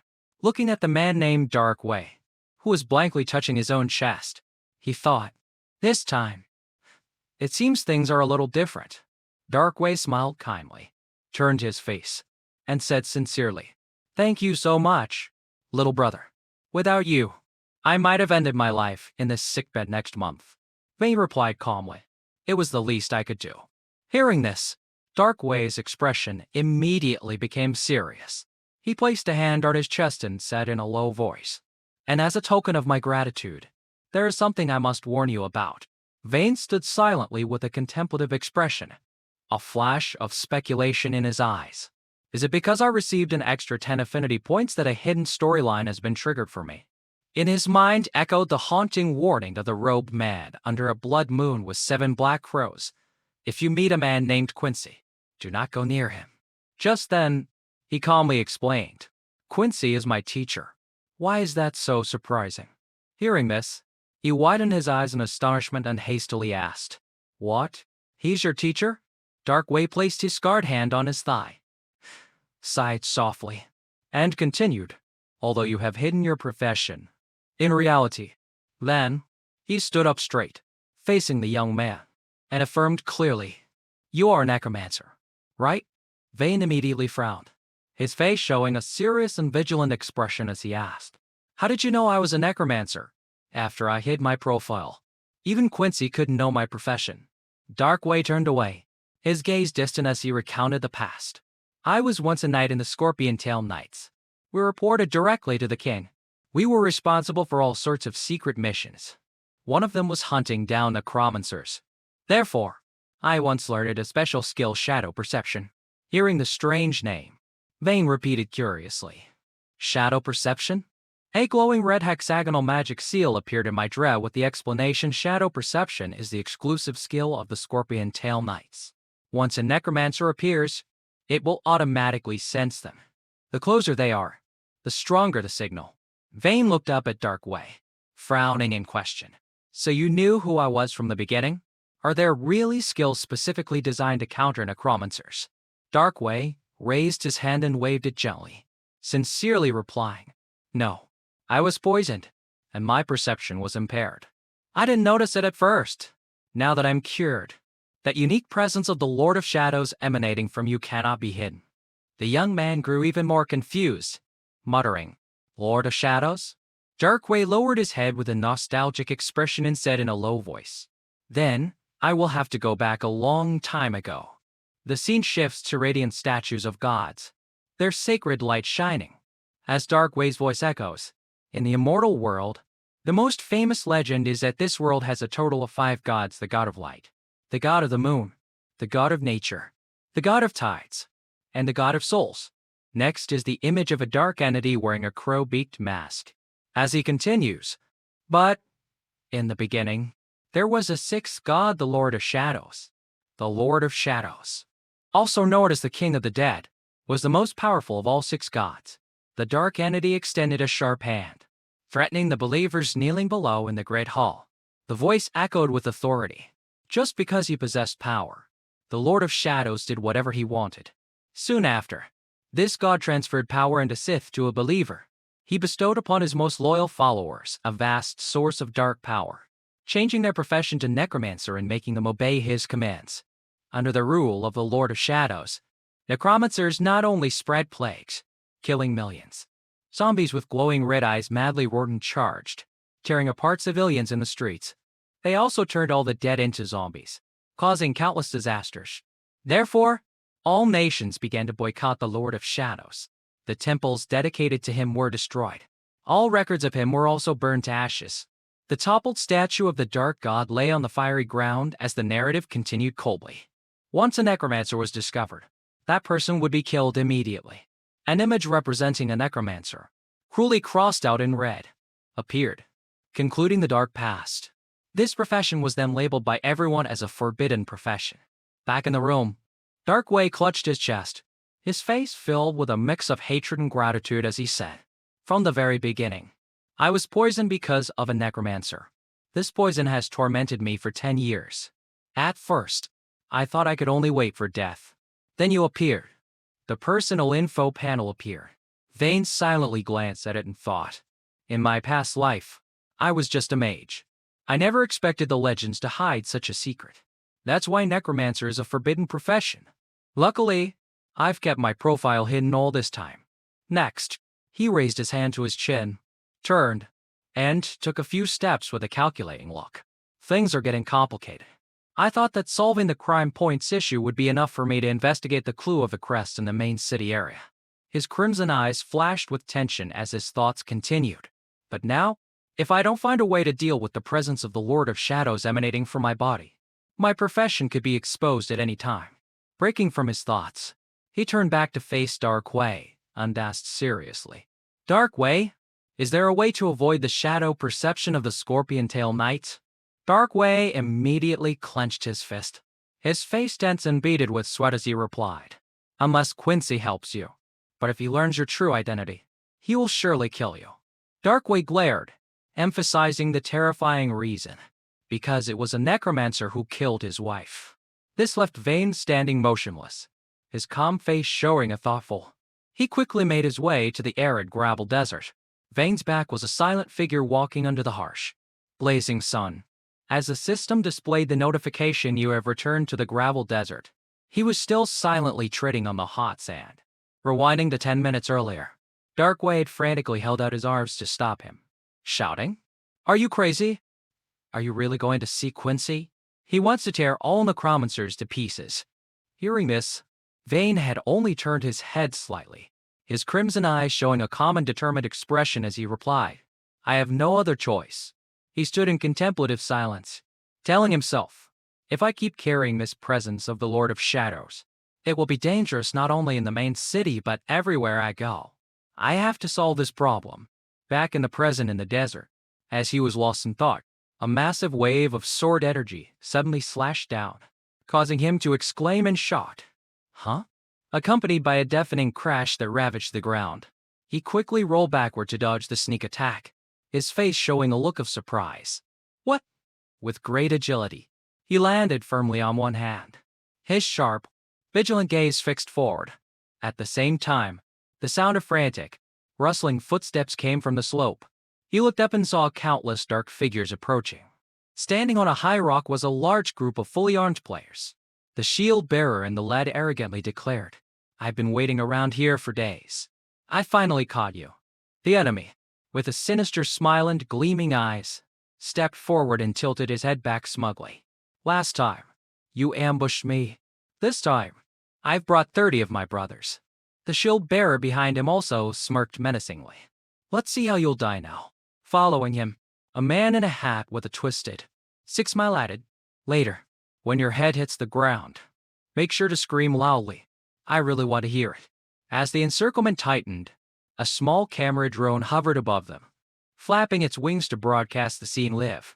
Instantly, the phones of countless players chimed with the notification the Bloodstained Guild is now live streaming. On a crowded subway train, people curiously opened their phones and heard the host's voice. Hello, lucky viewers. You are truly fortunate to catch today's broadcast. On the screen, the man in the hat stroked his chin and introduced with a sinister smile. Now, the performance we are about to present is How to Chop a Person into Tiny Pieces. As the number of online viewers soared to 212. In an office, a group of young men gathered around a computer screen, exclaiming in surprise, What? The Bloodstained Guild is doing another live stream of crushing a newbie? Pedestrians also stopped and stared at their phones, curiously discussing. Wow, 30 against 1. Which unlucky guy messed with the Bloodstained Guild? Another group of young people gathered in front of a laptop. A young man rubbed his chin and said, He looks familiar, while the girl beside him sighed with regret. He's quite handsome. It's a shame he's about to die. Contrary to the viewer's concern, Vane nonchalantly crossed his arms, dusted off his clothes, and said coldly, You two hunting dogs weren't even enough for me to warm up. Since you've come here to die, I guess I'll have to kill you again. The live stream chat immediately exploded crazy. He's brave to say that. Bloodstained Guild. Say that again. Why do I find him a bit cool? Selling popcorn. waiting in the front row for him to be crushed. Humiliated in front of hundreds of people, the shield bearer's face turned betrayed with anger. He swung his weapon and charged, roaring, "Kill him!" On his command, 3 dagger-wielding assassins moved with extreme speed, sliding across the sand straight towards Vayne. At the same time, the enemy mage raised his hands, summoning crackling blue lightning. High above, the archer drew his bow and fired a blinding arrow of light that tore through the air, shouting ruthlessly, "Die!" From the air, other warriors also swung their axes and swords, leaping down to crush the lone young man below. Facing the combined assault, Vayne was unfazed as the system panel appeared with the notification "Malicious attack detected. Counterattack time 15 minutes. Eliminating all attackers within the time limit will not increase your crime value." The corner of his lips curled into a cold smile as he drew his crackling green spirit's ore. He confidently declared, 15 minutes. That's enough time for me to kill them 3 times over." He slammed the sword into the ground and called out loudly, "Zombie army, come out and play." Instantly, the thunder scorpion and a pack of ghost wolves rose from the green flames. A ferocious zombie werewolf raised its beak high, preparing to bring down a vicious blow. The mage's lightning ball flew towards him. Vayne watched arrogantly unscoffed. "You dare call such a tiny spark lightning?" As soon as he finished speaking, the Pikosk shattered the lightning ball. He continued to command, "Thunder Scorpion Zombie, poison them." The giant scorpion immediately whipped its tail, piercing through a warrior who was jumping down from the air. Seeing the unfavorable situation, the commander broke into a sweat and yelled, "All members, attention!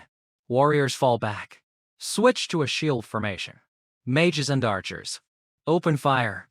Instantly, the shield bearers moved forward in unison, planting their weapons in the ground and shouting, "Formation!" The synchronized slam of their shields created a deafening shockwave, sending a thick wave of protective energy that cracked the sand. Behind the shield wall, the mages chanted in unison, "Reinforce!" channeling powerful magic from their magic circles to the central mage, absorbing the energy. The mage strained, raising his staff high and gathering a colossal purple lightning or bat-radiated earth-shaking power. He roared and slammed the head of his staff into the ground to unleash the full attack. Giant purple lightning bolts tore through the sand, raining down blinding thunder strikes that ravaged Vayne's zombie army. Meanwhile, the archers on the ledge all drew their bows, shouted fire, and unleashed a rain of light arrows. A barrage of light arrows shot through the air, embedding themselves in the bodies of the ghost wolves and zombie scorpion, continuously dealing damage 15, 20, 20, 20. On the live stream, the viewership quickly dropped from 212 to 168, accompanied by countless mocking comments. "Aren't these summoned creatures just fodder for an elite level 8 team? I'm out, just another show-off newbie. Place your bets. Let's bet how long that kid can last." Standing behind the shield wall, the swordsman smugly swung his weapon and laughed mockingly. "So, what if you can summon zombies? Even if you summon that big guy from before, it'll just turn into a pile of minced meat under our attack." Then the man in the hat concluded, "Today, you must die." Hearing these arrogant words, Vayne's face, hidden in the shadows, smirked slightly, forming a cold smile as he replied softly, "Huh, is that so?" That strange smile caught the shield bearer's eye, causing him to break into a cold sweat. His eyes widened as he muttered in confusion, "Is that guy smiling?" At the same time, the chat on the live stream suddenly exploded again with panic. "Retext, what the hell? What's happening?" At that moment, cracks suddenly appeared on the ground.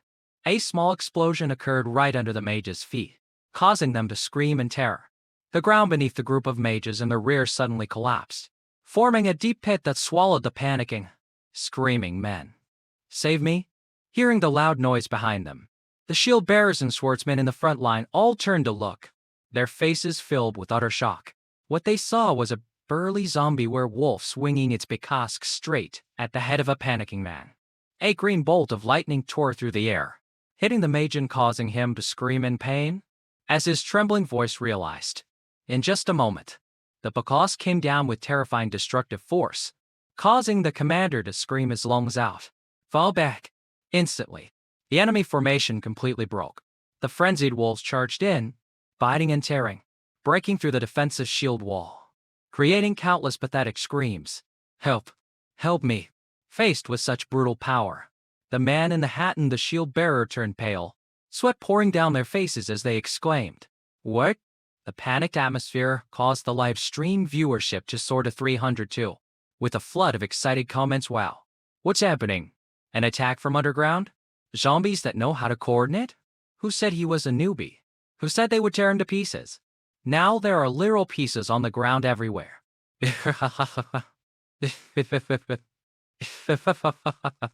On the other side of the battlefield, the staff-wielding mage frantically cast a yellow healing spell, warning his comrades, "Be careful. The wounds are poisoned. You must cleanse them before healing." But just as the warning ended, a stream of green magic erupted from the ground, sending him flying into the air with a scream. Standing silently amidst the chaotic battlefield, Vayne calmly extended a hand, gathering brilliant blue magic that danced around his fingers. Just then, there was a faint triple behind him. He instantly swung his hand, plunging his sword into the rippling space. The magic blade accurately pierced the chest of an assassin who had just materialized, causing him to spit blood and exclaim in shock. "How did you know?" Vayne held the sword hilt firmly in the enemy's back, standing coldly on a rock, looking down and replying with contempt, "At least I'm not stupid enough to go invisible on a sandy beach." Gazing down at the bloody battle scene, the survivors were frantically fleeing from the protective barrier of the ghost scorpion, screaming in fear. "He's too strong. All the shield bearers are dead. Run!" Witnessing the devastating defeat of his guild, the man in the hat gripped his greatsword, his eyes bloodshot with anger as he gritted his teeth. His face contorted madly in the reflection of the sharp blade as he growled a curse. "Damn it. A bunch of useless trash." In a fit of rage, he leapt into the air, swinging his greatsword straight down at Vayne. "I'll kill you myself." Facing the life or death blow, Vayne just slightly raised his crimson eyes, his face maintaining a terrifyingly calm expression. He stood up straight, his hand tightening on the green spirit sword, which was releasing powerful, swirling magical whirlwinds around his body. Instantly, he swung his sword up at the sky, unleashing the skill green spirit curse mark, summoning giant, ghostly skulls that opened their mouths and roared as they charged at his foe. The giant ghost skulls, carrying a stream of green energy, shot through the air towards the swordsman in Hydra. The man in the hat's eyes widened, his face turning pale with extreme fear as he stammered, "What is his?" Instantly, Vayne somersaulted head high into the air, swinging his sword to unleash sharp streams of magic, accompanied by the cold verdict, "Execution." Back on the ground, he calmly turned his back on the enemy, his eyes hidden under his hair as he slowly counted down. 3. Behind him, the man in the hat broke into a cold sweat, his face contorted in despair as the countdown continued steadily. 1. Following that, a terrifying, ground-shaking explosion erupted in a blinding flash, engulfing the man in the hat along with his pathetic scream. Vayne stood firm, one hand on his cloak, the other holding the smoking green spirit sword. He smirked with satisfaction. "Indeed, this old friend still feels better in my hand." At the same time, on the live stream, the viewership soared from 302 to 558, with a flood of chaotic comments. "What? Did he pay to win? Tiger Wang talked so tough. But in the end, the boss turned into fireworks. Someone wanted to chop another person into pieces but ended up getting dismembered instead. Does he need a servant? I'm very good at cheering." Along with a red notification, system player Tiger Wang has physically rage quit the broadcast, shifting the view to the fierce battlefield. The shield bearer watched in horror as his brothers were torn apart by the monsters and zombies. Desperate cries for help echoed all around. "Ah, save me." He was drenched in sweat, his eyes wide with fear as he wondered, "Am I hallucinating?" In the distance, Vayne's figure stood motionless amidst floating reed magic sparks, exuding a suffocating pressure that made the shield bearer think, "It's only been a few days." But he's just standing there. Around the young man's position were the countless bloody corpses of his attackers, littering the ground. That terrifying pressure made the shield bearer feel as if his opponent was a manipulator of all things. He trembled, thinking, "It feels like I'm facing a demon from hell." Suddenly, Vayne turned his head slightly, his sharp crimson eyes looking straight at the last survivor. Targeted by that gaze, the shield bearer dropped his weapon, knelt on the ground, his face contorted as he cried and begged, "Don't kill me, please." But in response to his plea, Vayne pulled his sword from a corpse and slowly walked towards him. He slowly drew his sword, his arrogant figure striding towards the trembling shield bearer, and said in a low voice, "Now." With that, he swung his glowing green sword and plunged it straight through the shield bearer's head, declaring loudly, "It's your turn to taste despair." The thrust, carrying immense power, pinned the shield bearer's body, sliding it along and embedding it into the vertical cliff face, causing him to let out a final, pained groan. Vayne held out a hand, calmly watching the drops of blood float around his glowing sword, and said flatly, "It's over." Immediately after, his crimson eyes narrowed, his sharp gaze turning towards the sound of flapping wings from the air. High above, the small camera drone was frantically flying for its life to escape. Vayne held out his hand, gathering a powerful, swirling stream of brilliant blue energy, and muttered calmly, "I almost forgot." He quickly waved his hand, unleashing a blast of magic that shot through the air towards the fleeing device. Withdrawing his magic, he stood amidst the desolate battlefield, now empty of any living soul, and remarked, "It's quiet now." The scene unexpectedly shifts to a skyscraper glittering with lights in the real world's night. An angry text message appears. "Damn it. Why did that big shot blow up the live stream drone?" In a luxurious room, several men were discussing. Agent Bucks appeared asking, "Does anyone know who he is?" Another chat box replied excitedly, "I know him. He's the strong guy who killed the giant wolf. I saw it with my own eyes." On a computer screen, a flood of messages appeared continuously. "Where is he now? I want to meet him. It seems he's in the gravel desert. The Spirit Mercenary Guild has already sent an S-rank invitation." In a dark corner, a blond man in a white suit was holding a glass of red wine, his face showing a sinister expression as he muttered the name, Vayne. At the same time, in a shabby warehouse in Blackson Town in the game world, a scruffy, bearded man in tattered clothes was curled up, asleep on some old wooden crates. The wooden door creaked open, revealing Vayne's face, hidden in the shadows, as he silently observed the situation inside. In the corner of the room, the scruffy, bearded man was asleep on a wooden crate. He hiccuped and grumbled, "Ah, it's you again?" In the messy room, surrounded by scattered wine jugs, Quincy hugged a flask and mumbled his refusal. "I won't teach you. I have enough money. Today, I'm too lazy." Ignoring his attitude, Vayne calmly removed the disguise on his system panel and said decisively, "I want to talk to you." At the same time, his glowing personal information panel officially switched its display from mage to the forbidden class necromancer. As soon as the dark aura emanated, the clay flask slipped from Quincy's hand and shattered on the floor, its pieces scattering everywhere. The drunkard's expression changed 180 degrees. His eyes bulged, red with rage, as he growled each word with resentment. "You are a necromancer." Following that, he frantically swung his arms, knocking over everything around him. Quincy gritted his sharp teeth, his face contorted by a hateful memory as he muttered, "How many years has it been?" His rough hand clenched, gathering crackling, blinding blue lightning. "A necromancer." His rage exploded. Quincy threw his head back to reveal eyes blazing with magical energy and roared in fury, "Dares to appear before me." With that, he shot into the air, swinging both hands to bring a massive lightning strike down on the ground with immense destructive power. Blinding pillars of lightning tore through space, striking where Vayne had just stood, shattering the floor into countless fragments. Gazing through the thick dust, Quincy quickly threw his hands forward, sweat pouring down his face as he exclaimed, "So fast!" A ghostly dark figure carrying a cold, killing intent flashed past him at an incomprehensible speed. Seizing the chance to counterattack, Vayne somersaulted in Mydra, swinging his sharp sword and pointing it straight at his target. The glowing magic tip of the sword stopped right at his opponent's eyeball. The young man calmly asked, "Can we talk now?"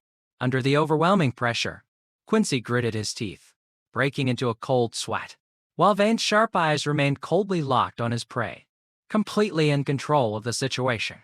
Vayne held his weapon high, Looking down at the man, he asked in a deep voice, "What do you want?"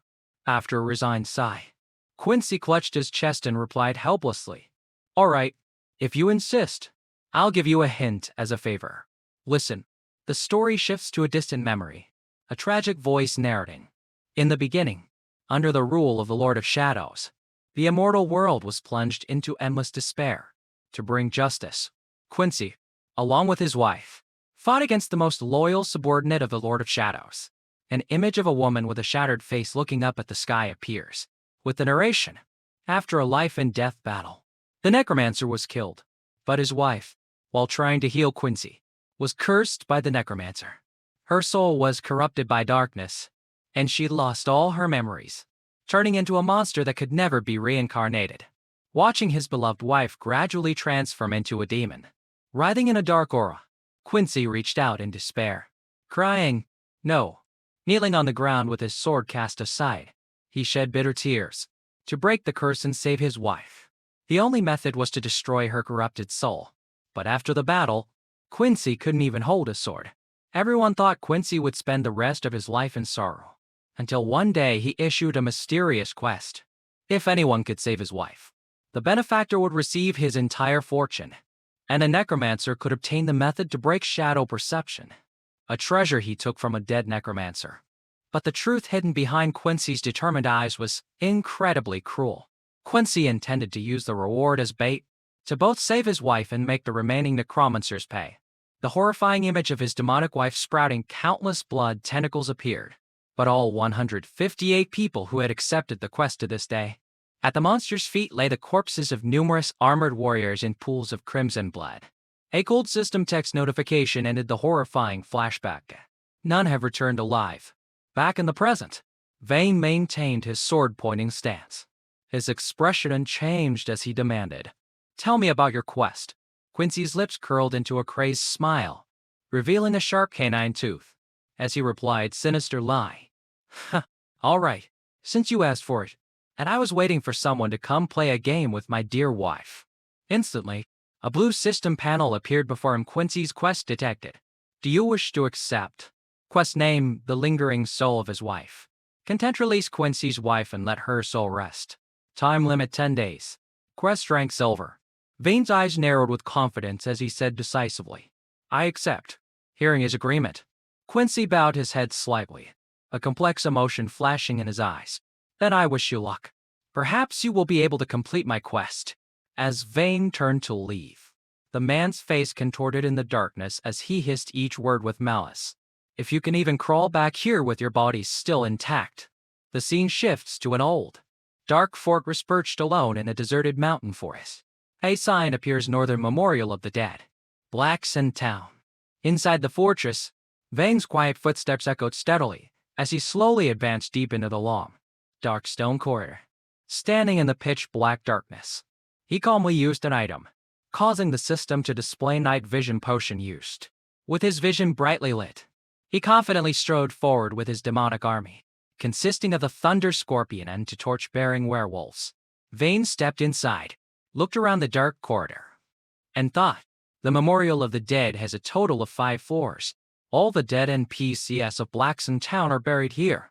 Suddenly, a zombie with its mouth wide open roared fiercely and lunged with its claws from a dark corner. Instantly, the Thunder Scorpion's giant tail pierced through the zombie's chest, causing it to let out a pained sizzle. Vane stood calmly, looking at the corpse in front of him, and continued his thought. Besides that, occasionally, indeed monsters like zombies, skeletons, and ghosts will appear along the corridor. Shambling zombies appeared with the information the level of these monsters increases with each floor. The first floor usually contains level 1 to 3 zombies. The scene shifts to armored skeletons holding shields and swords with the caption, "The second floor contains level for 2-6 skeletons." Next is an image of a ghost in a hooded cloak floating in Mydra. The third floor contains level 7 to 9 ghosts. Finally, a large monster is seen trampling on bloody corpses. The fourth floor has. The giant monster bared its teeth in a sinister grin, finishing the sentence, "A level 10 ghoul." Having grasped the information, Vane led his 2 torch-bearing werewolves straight towards a spatial transfer gate that was glowing with a brilliant blue light. He stepped into the magic circle with a sharp gaze, confidently deciding, let's go straight to the fourth floor in one go. The space quickly shifted, the teleportation light carrying him past the majestic stone pillars of the memorial. The view continued to glide past the arched architecture of the dark glass. Moving straight up to the higher floors, the light gradually stabilized, and the system displayed the landing location notification memorial of the dead. Fourth floor. Thane strode along the wide corridor, his cautious gaze observing the silent atmosphere around him. He stopped upon hearing rustling sounds from ahead, glancing down at the darkness where countless red eyes were gleaming. There's a noise up ahead. Instantly, a ghoul, clinging to the wall with its claws, charged forward as a bright notification flashed. Skill activated wall climb. High above, two other monsters hung upside down, preparing to attack with the skill activated rending hang. A whole pack of ghouls swarmed out of the darkness towards him. The stats panel appeared: Ghoul. Elite. Level 10. HP 2. 0. Attack 400. Defense 40. Skills Rotten Bite. Wall Climb. Rending Hang. Accompanied by a bloodthirsty roar. Skill activated Rotten Bite. Facing the overwhelming number of monsters, his face remained cold and unchanged as he provoked them. Come on. Responding to the command, the Thunder Scorpion immediately delivered a devastating blow to the ground, creating a large, glowing green fissure. Skill activated Earth Split. Next, it swung its sharp tail powerfully, gathering electromagnetic energy that crackled violently. The giant scorpion whipped its tail in a powerful horizontal sweep, sending three ghouls flying into the air in an instant.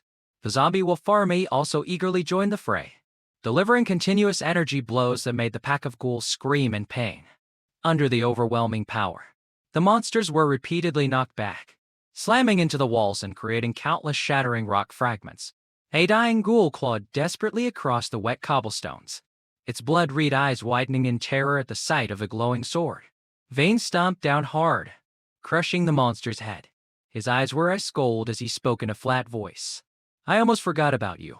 As the battlefield fell silent, littered with piles of ghoul corpses, a system notification lit up the space. Congratulations! Your level has increased to 12. The young man turned his head slightly to look at his handiwork, a hint of surprise on his face as he murmured, that ended faster than I thought. He waved his hand, creating streams of blue magic that swirled around his zombie army. He clicked his tongue in regret, thinking, it's a shame. The Shadow Necromancy spell can only resurrect corpses. It's useless on immortal-type monsters. Suddenly, dark purple energy vortexes swirled around Vane, carrying an extreme sense of danger. Startled, he whipped his head around, his crimson eyes widening in shock as he exclaimed. Immediately after, a massive pillar of purple light shot down from the ceiling, creating an explosion that shook the entire floor.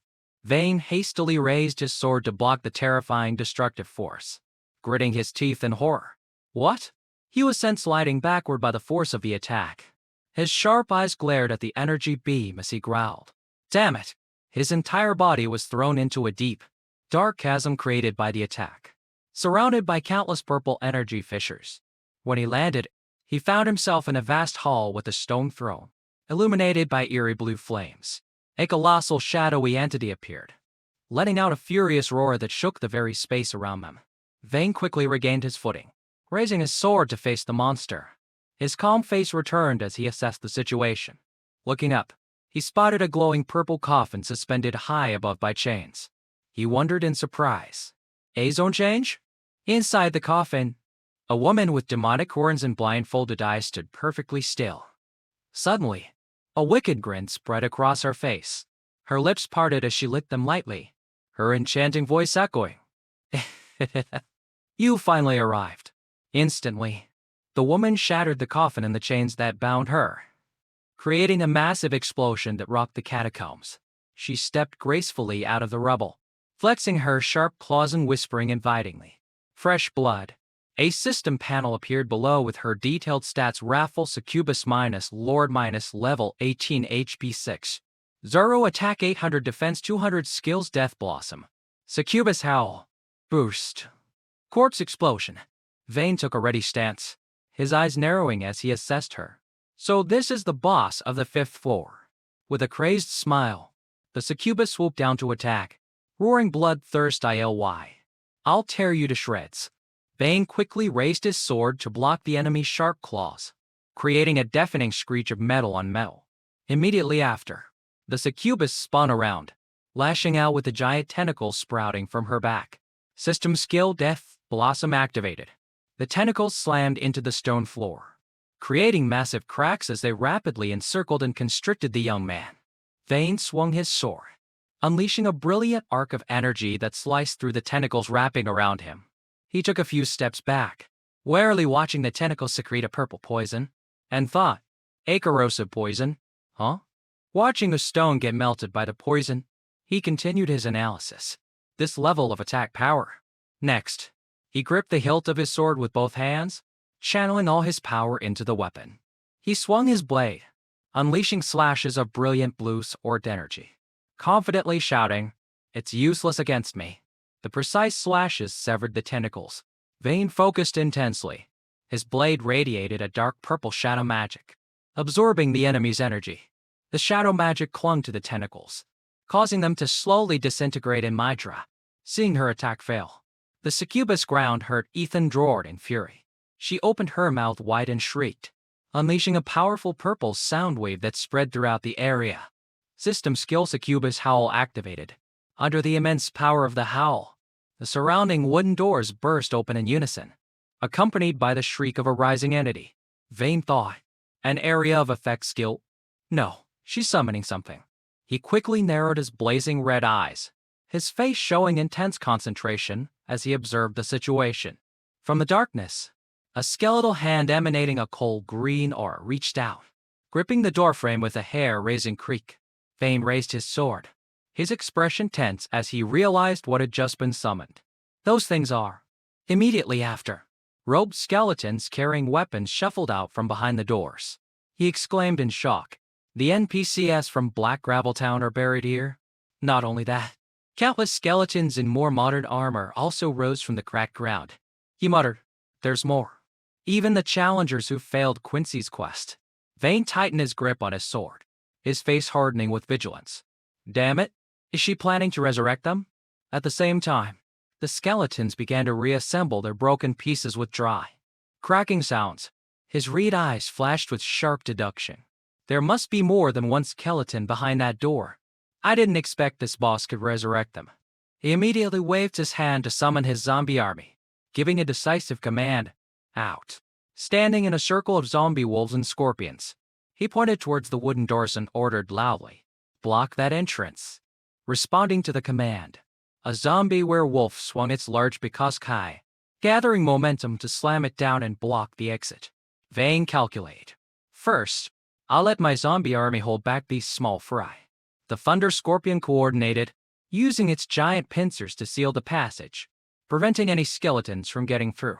Vayne turned to face the succubus, raising his hand to order his army to activate their bloodlust state. Instantly, a werewolf threw its head back and howled, its entire body erupting with a terrifyingly furious aura. ROAR. The system displayed the text entering bloodlust state. The werewolf's eyes turned to bloodthirsty, glowing red. He continued by summoning his two most powerful creatures, calling them by name. Cobalt Leer, Crystal Thunder Scorpion. The two summoned monsters immediately charged towards the skeletons trying to break down the door. He commanded, "Attack." The Thunder Scorpion used its massive tail to smash the floor. System skill Groundbreaker activated. At the same time, the Cobalt Leader swung its sledgehammer high, bringing down a critical strike on the ground. System skill Heavy Blow activated. The combination of the two attacks created a horrifying explosion, sending the skeletons flying into the air. The incredible destructive force caused the surrounding stone walls to crack and shatter into large pieces. Witnessing her army being overwhelmed, the succubus could only glare in anger, powerless to do anything. As soon as the skeletons were destroyed, plumes of green gas rose from the ground, signaling a new wave of summons. The succubus hovered amidst hurry-generating tentacles, a smirk playing on her lips. Her action gave Vayne a moment of surprise. The demoness casually caressed her face, her voice dripping with arrogance. Ghosts are spirit-type monsters. Their bodies can pass through physical objects and are immune to all physical attacks. Vane's row billowed violently as he swung his sword in a magical arc, replying with confidence. But they take double damage from magic. With those words, he leapt high into the air, executing magical sword techniques that summoned countless skulls, which flew towards the succubus. He tightened his grip on the glowing sword, planning, "I'll use the Azure Soul Curse to attack her." However, the succubus suddenly shot away with lightning speed, effortlessly dodging all his attacks, which made him marvel. Her speed suddenly increased. At the same time, the wooden doors being blocked by the zombie army began to shake violently. Skeletal hands pounded from within. Vane turned his head, a bead of sweat trickling down his forehead. The NPCs inside the tomb could break out at any moment. I have to end this quickly. He hurriedly took out a ring, purple electricity crackling around his fingers. He decided, I need to restrict her movement. Clenching the ring in his palm, he activated its full power. The system displayed its detailed stats, equipped ring of paralysis silver-type accessory effect HP 100, Magic 100, Agility 15, Spirit 15 bonus skill paralyzing toxin minus attacks have a 5% chance to paralyze the target for 3 seconds. Once equipped, he somersaulted in Mydra, swinging his sword to unleash a barrage of brilliant sword slashes at the succubus. He clenched his fist, channeling all his lightning energy into the ring, activating bonus skill paralyzing toxin. A massive bolt of purple lightning shot from his fist directly at the succubus, catching her by surprise. The attack hit its mark, exploding in a blinding halo of light. The system immediately announced target hit. Paralyzing toxin activated. Seizing the opportunity, Vane launched himself into the air, swinging his sword at a brilliant magical arc and shouting, I'm not done yet. Instantly, a giant demonic skull materialized behind the succubus and slammed into her, creating a blinding flash of light. Under the tremendous impact, the succubus was thrown backward, sharp green energy streams tearing through her robes. Vane slammed his sword into the ground, creating a shockwave that cracked the stone floor. Debris flew everywhere. He plunged his sword straight into a deep fissure in the ground, continuing to cast his skill. He looked up, a satisfied smirk on his lips. Not bad. Immediately after, a giant ghost wolf materialized with a roar. He said confidently, just as he thought. After being hit by the Azure Soul Curse once, her speed has been reduced. Wolf's howl. Responding to the command, the ghost wolf threw its head back and let out a long howl, releasing a shockwave that vibrated through the air. System skill Wolf's howl activated. Affected by the sound wave, the succubus staggered, clutching her head in a daze. Instantly, the system displayed target is stunned. Vane tightened his grip on his sword, his sharp eyes radiating absolute confidence. Even if the stun only lasts 5 seconds, that's more than enough for me. He shot forward, creating countless after images that swung their swords relentlessly as he asked coldly, how many hits can you take? A barrage of magical slashes rained down on the succubus's body, causing a chain of damage 50, 50, 60, 60, 110. In extreme agony, the succubus clenched her pale teeth, thick black blood trickling from the corner of her mouth. She threw her head back and shrieked, unleashing a violent wave of dark purple energy in all directions. ARGH. Vane frowned slightly, wary of the enemy's unusual action. System skill corpse explosion activated. A series of dark energy explosions erupted from the corpses on the ground, creating earth-shattering booms. Thick dust and smoke enveloped the entire area. Purple lightning bolts flashed erratically in the chaotic space. His entire army of werewolves and scorpions was swallowed by the chain explosions, disintegrating into dust. Billowing clouds of purple smoke rose, shrouding a large corner of the catacomb. Standing amidst the dissipating smoke, Vane's army of undead zombies slowly emerged, completely unharmed by the explosion. Vane stood on a rock, looking down at the battlefield and thinking, corpse explosion. She wanted to blow up the NPC zombies to collapse the entire tomb. He looked at his remaining summoned creatures and clicked his tongue in regret. My zombie army has been reduced to 1/3 of its size. A heavy loss. He turned back to the weakened succubus, his crimson eyes flashing with killing intent. Now, it's time to finish you. He leapt into the air, swinging his sword to unleash a barrage of demonic skulls and shouting, Begone! The ghostly skulls, carrying a brilliant green aura, shot towards the succubus, forming a destructive storm of energy. Completely overwhelmed, the succubus could only reach out in desperation, letting out a final scream. Ah, no. Her health rapidly depleted with each hit. Target is nearing death state. HP 300 target is nearing death state. HP 200 target is nearing death state. HP 100 target is nearing death state. HP 30. A blinding halo of light erupted. The system displayed the final notification. Congratulations. You have killed the wrathful succubus. Received 800 EXP. Vane landed lightly on the shattered ground, standing firm amidst the dissipating smoke. He looked up, surrounded by his growling ghost wolves, and wondered, is it over? As everything fell silent, purple spirits began to float around Vane. From those wisps of light, the beautiful spirit of a woman appeared. She spoke gently. Thank you, brave human. She smiled serenely, her body gradually dissolving into sparkling motes of light and vanishing into the void. Vane reached out his hand, and a stream of purple light floated down, transforming into a small golden ring. The ring hovered in his palm, emitting a brilliant glow. The system displayed Beloved's ring quest item minus cannot be discarded. Cannot be sold. Note this is the engagement ring Quincy gave to his wife. It is a symbol of their love. Vane frowned slightly, his eyes showing suspicion. The only drop is this ring? Suddenly, a leather-bound book with a skull on the cover, emitting streams of dark purple energy, appeared from the void with a chilling chime. Vane looked up in surprise, his face showing astonishment. Oh, what's this? He reached out to take the book, thinking, I didn't know that the corpse explosion skill the wrathful succubus used was exclusive to necromancers. The information panel below displayed corpse explosion gold learning condition necromancer exclusive. Holding the book, he narrowed his eyes in speculation.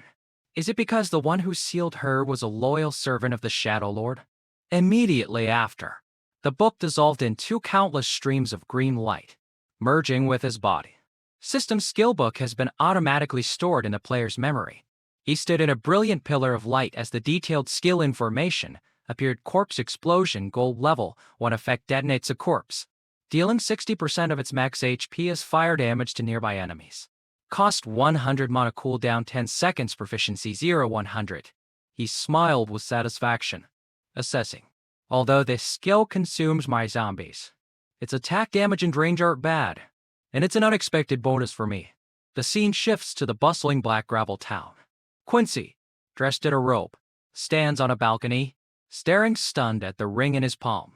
Is this the engagement ring I gave her? He clenched the ring, memories of his beautiful wife flooding back. He murmured, a sealed soul has no memories. Only when freed does it regain its memories and drop its most precious item. Back in the room, Vane stood by the window. Quincy clasped his trembling hands and asked, my wife, when she died, was she in pain? Vane calmly replied, no. Quincy held the ring delicately, a single tear tracing a path down his cheek. Looking at the image of his smiling wife in the distance, he choked out, that's good to hear. He turned around and said sincerely, I never expected that a necromancer, whom I despise the most, would be the one to help me fulfill my wish. Regardless, I will forever remember this kindness. An old, leather-bound book emitting black smoke slowly materialized in his hand. He opened a chest, and inside was a crown radiating a green light. He said seriously, now, it's time for me to fulfill my promise. System Crown of Shadows, unique type headgear effect 1 crime value, becomes unviewable after equipping. Effect to conceal shadow aura. Note exclusive equipment for necromancers. Cannot be sold or destroyed. Vane took the crown, thinking, the Crown of Shadows. Although it doesn't add any stats, the ability to hide my crime value in shadow, or is what I need most right now. A confident smile spread across his face. With this, I won't have any trouble with the Scorpion Tail Knight Order, and I can do whatever I want inside the main city area. The system displayed, do you wish to equip the Crown of Shadows? He replied decisively, yes. A brilliant magic circle enveloped him as the crown dissolved into green flames and merged with his body. He stood amidst the swirling energy, his robe billowing, and smiled. Finally, I've taken one more step closer to the truth. The scene shifts to a bustling city in the clouds. System welcome to Sunwind City. Inside the city, players were busily making deals. In and Wind City, there are many guilds, big and small. Guild 20 Recruiting. The guild leader is a fanboy. Join our guild to see him do backflips. PvP Guild Recruiting. Come here if you're passionate. Apple Guild Recruiting. A girl murmured. Vane looked at the guild rankings. 1 Fury Guild. 2 White Bloom Guild. 3 Astral Guild. 4 Aegis Anthem Guild. 5 Eternity Guild. 10 Blackwood Guild.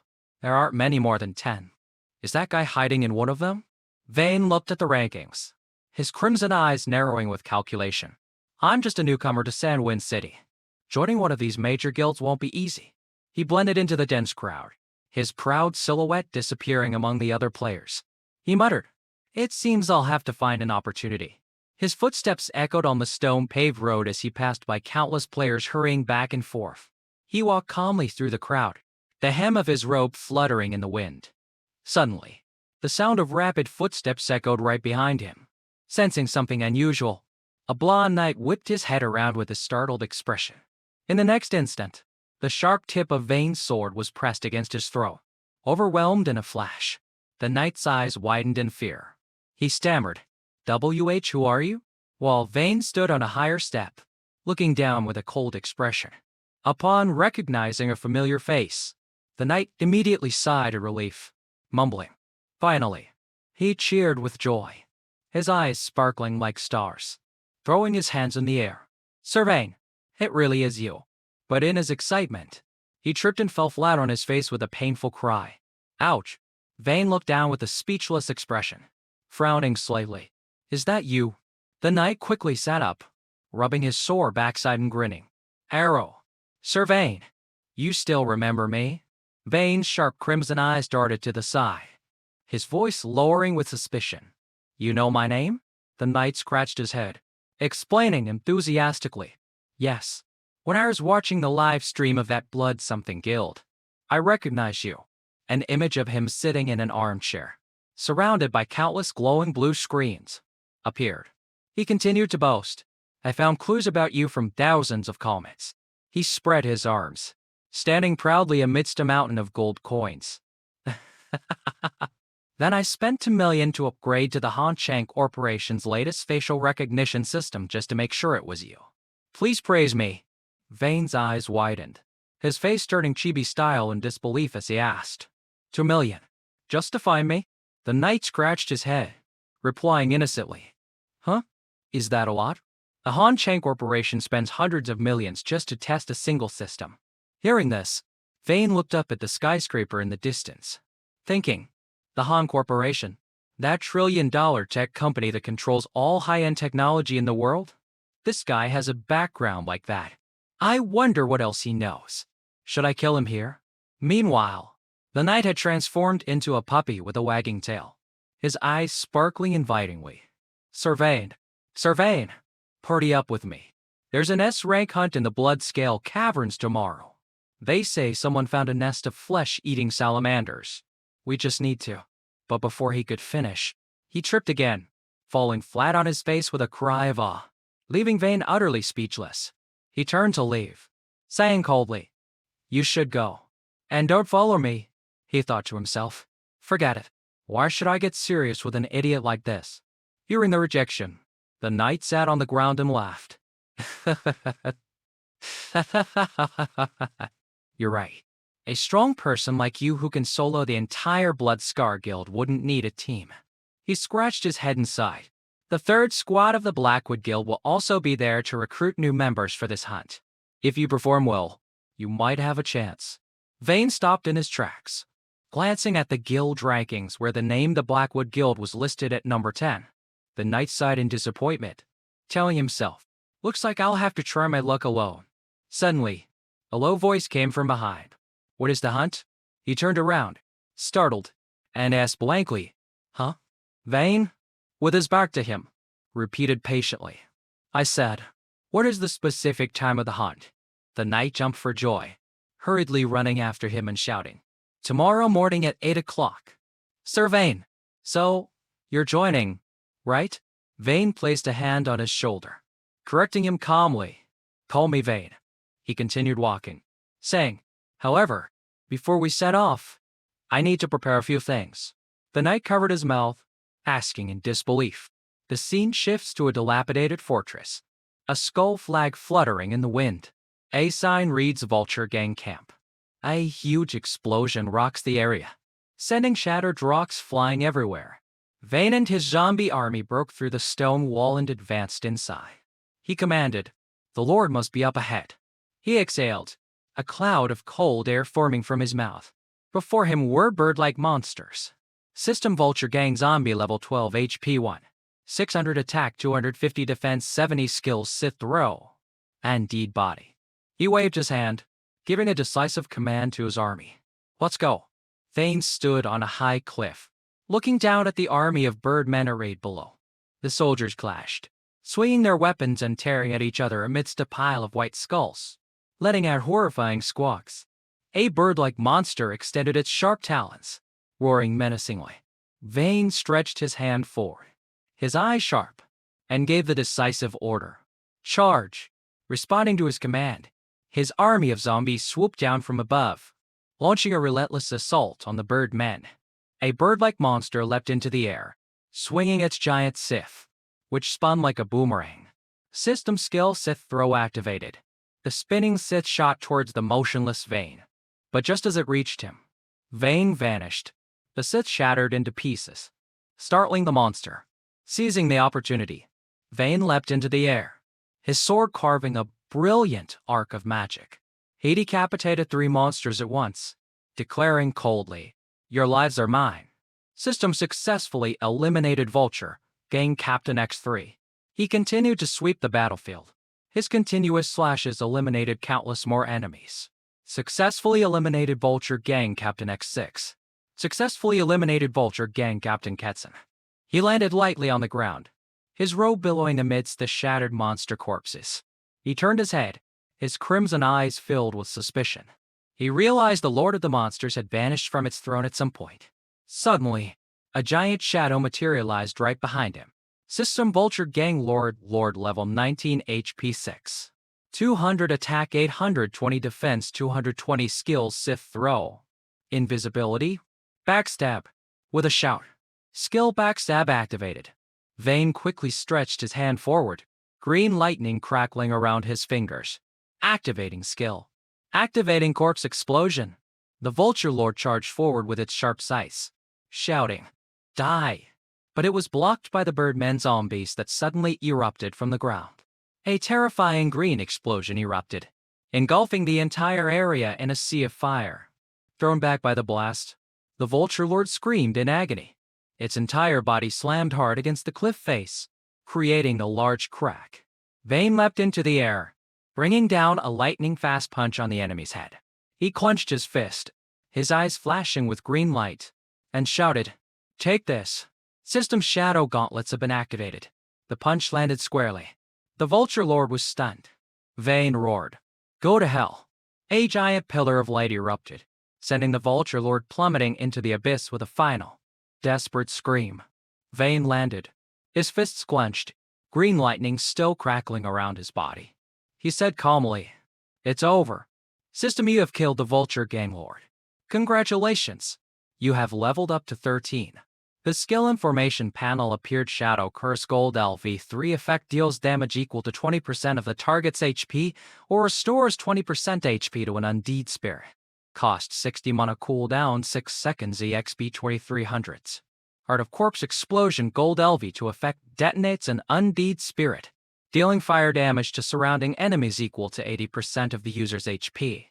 Cost 100 mana, cooldown 10 seconds, EXP to 100. A skill scroll appeared. System, do you wish to use the skill scroll to upgrade this skill? He replied, yes. He took it, thinking, the effect isn't bad. I used a skill scroll to upgrade Shadow Curse once before, and now I've raised it directly to level 3. I also upgraded Corpse Explosion. He looked at his zombie army arrayed before him and smiled with satisfaction. As for the army of the Undead, this is enough for now. System, you have acquired 130 Undead monsters. Detailed information about the newly acquired monsters appeared. Vulture Gang Captain Undead LV15. Vulture Gang Lord Undead LV19. Vane's eyes gleamed as he looked at the system panel. He thought, after resurrecting the Vulture Gang Lord as an undead spirit, it gained a new skill? Recalling the last time, he mumbled, "Furthermore, when the giant Death Wolf was resurrected last time, it also gained a new skill, Wrath of the Vengeful Spirit." He rubbed his chin and thought, smiling slightly. Does this mean that resurrecting Lord-level monsters gives them an additional skill? This could be interesting. Suddenly, the system panel displayed a notification: the hunting campaign you are participating in will officially begin in 2 hours. A slight smile touched his lips. Vane turned decisively, the hem of his robe billowing in the wind. He commanded, "Prepare to move out." The scene shifts to the assembly area, in front of the entrance to the molten blood scale cavern with its jagged cliffs. Vane, sweating slightly, pointed ahead and asked with a puzzled look, "What in the world are you wearing?" The other young man was striking a pose in a gleaming suit of armor. Vane couldn't help but wonder, "Are you trying to cosplay as a Golden Knight statue?" The golden-armored knight proudly puffed out his chest, saying with dignity, "Vane, I spent 50 gold coins to have a master blacksmith custom forge this super armor set just for me. So rest assured, I definitely won't be a burden to you today." Just then, a cracking sound came from the groin area of the armor. The crotch plate dropped down to his ankles, revealing the shorts underneath, leaving both of them frozen. The atmosphere turned silent as they just stared at each other, speechless. Vane, sweating profusely, tried to find an excuse. "This is the first time I've seen this kind of segmented armor. It's quite unique." Sean Han's face turned bright red as he hurriedly pulled the armor plate up, stammering, The blacksmith said this is the latest style." He gritted his teeth, trying to take off his helmet. Seeing the helmet stuck fast, he panicked and flailed his arms and legs, shouting, "Wait, I can't see. Vane, help me." While Vane was at a complete loss for words, stumbling around, he bumped into someone's leg, letting out a scream. The Golden Knight slammed head first into a strange man's groin, letting out a short, pained yelp. Looking up, he blankly uttered, "Huh?" Before him was a large, bald man, exuding an oppressive black aura. The bald man flashed a terrifying smile and asked, "Are you okay?" System information: the Black Hand Guild -3rd Squad Captain. Z-Class Warrior level LV-15. Sean Han stood frozen, sweating as he felt a killing intent like a giant venomous snake behind the bald man. He swallowed hard and thought, "Huh? This person is clearly smiling. But why do I feel like a venomous snake is staring me down? Am I just imagining things?" Suddenly, a hand grabbed the back of his collar and pulled him back, startling him. Vane pulled his friend back, speaking coolly, "Aren't you going to take off that stupid outfit yet?" Sean Han gave a sheepish laugh. "Right." Sheik narrowed his eyes, noting the newcomer's appearance, and let out a cold snort. Vane's gaze was sharp, his crimson pupils unflinching as he stared directly at the bald man. Zerk wiped away a bit of sweat, gritting his teeth in annoyance.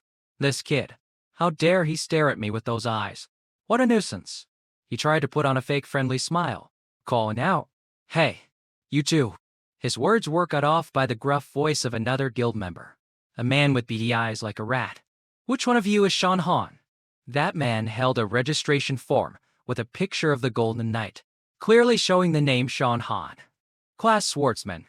He frowned, carefully comparing the picture on the paper with the real person. Then, he pointed directly at Sean Han's face and said loudly, "Ah, it's you, right? The one in the weird outfit." The guild members behind him burst into mocking laughter. "What kind of fashion sense is that?" "Look at that golden shell. Does he think he's at some ridiculous cosplay convention?" Sean Han scratched his head and gave a forced laugh, waving his hand in acknowledgement. "Yes, that's me." Then he quickly introduced, "You three must be the big shots from the Black Hand Guild, right?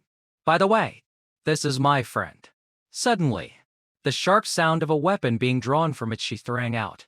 The guild member raised his sword, pointing it at the two of them, and arrogantly cut him off. "Enough. We're not interested in the names of some newbies. Remember this. We're not letting you bring someone else along because the registration fee is double, but because our captain is extremely generous."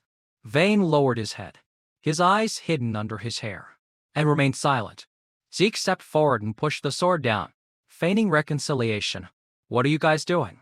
You need to be nice to our new friends. The soldier quickly made an excuse. I was just kidding, Captain. With a metallic clang, the sword was sheathed. Zeke continued his instructions with a faint smile. However, don't get too complacent just because our captain said a few kind words. You need to cherish this opportunity with gratitude. Understood? His subordinates bowed their heads in unison. Yes, yes, we'll definitely do our best. The rat-eyed mage clapped his hands to get everyone's attention, announcing loudly, "Everyone, get in position. I will now officially begin the roll call." The other players began to gather, whispering amongst themselves, "Man, this is tense. I never thought I'd actually get to work with members of a major guild. Are these the players participating in the S-rank hunt? I hope this gear doesn't fail me mid-raid." Vane casually glanced around, silently assessing. They all seemed to be newbies who had just entered the main city. Zeke turned and walked towards the dark cave entrance, commanding, "All right, we have enough people. Let's not waste any more time. Prepare to move out." He turned half his face back, a sinister and confident smile on his lips. "Everyone, rest assured. Even the god of death changes course when he sees the Black Hand Guild. So everything will be safe." Zeke bravely led the group into the cave. An excited shout echoed in response.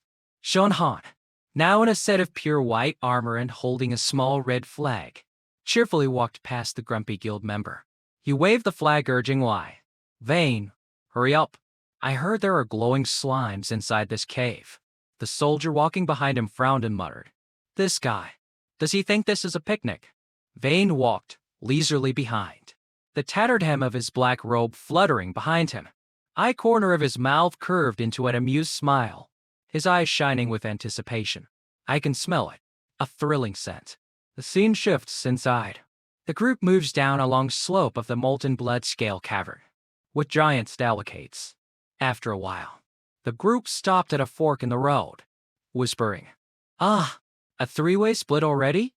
By the way, we haven't encountered any flesh-eating lizards yet," another person explained. "That's normal. The flesh-eating lizards are nocturnal and hide during the day. It's very likely they're gathered deep in some cave, resting." A girl in the team looked inquiringly at the leader. "Captain Zeke, in your opinion, which path should we take?" Sheik narrowed his eyes, shrewdly and made a decision. "In my opinion, it's best if we split up." The suggestion startled the newbies with fear. The image of ferocious monsters haunting them. Split up? But isn't that a bit dangerous? Yeah. What if we run into a level 16 elite monster? The blue-robed mage raised his hand to calm the crowd. "Silence. Everyone. Calm down. Actually, to ensure your safety on this mission, our captain has already scouted the path ahead. When you met us today, we had just finished scouting and were resting to regroup." Eamon in armor exclaimed in astonishment. "What? Captain Zeke already scouted the path ahead?" Zeke stood proudly before the dark cave entrance, nodding in confirmation. "That's right. Based on our morning scout, among these three paths, the middle one contains clear pheromones of the flesh-eating lizards, and the risk of a surprise attack is very high. The other two paths are actually very safe." He spread his arms and laid out his plan. "But the more dangerous a place is, the higher the chance of finding valuable treasure. Therefore, to balance efficiency and ensure everyone's safety, I've decided that our guild will take the middle path, while the rest of you will take the two paths on the sides." He gave a cunning smile and asked for their faint opinion. "So, what does everyone think?" The unsuspecting players were deeply impressed, replying, "Say what you will. Major guilds are still major guilds. Their plans are always well thought out. You're the third squad captain of the Black Hand Guild and the highest level player among us, so your word is our command." Amidst that atmosphere of worship, Vane coldly raised a finger. "Cutting in. We'll take the left path." Zeke glanced back, smirking. "No problem. Anyone want to go with them?" The crowd hesitated, glancing between the two before whispering, Go with those two? I mean, one of them looks really weird and seems unreliable." And the other one, looking at Vane's silent demeanor. A man scoffed. "He's a cold-faced monster. He probably hides his level in class because he's afraid of losing face." A blushing girl defended her. But I think he's quite handsome." the guy retorted. Then you go with him. Heck shrugged, raising his hands in a gesture of helplessness. It seems your popularity is a bit lacking. It's a pity. Even though I'm the mission captain, I can't force anyone. Not bothering with the sarcastic remarks, Vane turned and left, calling out succinctly, "Follow me." Sean Han hurried after him.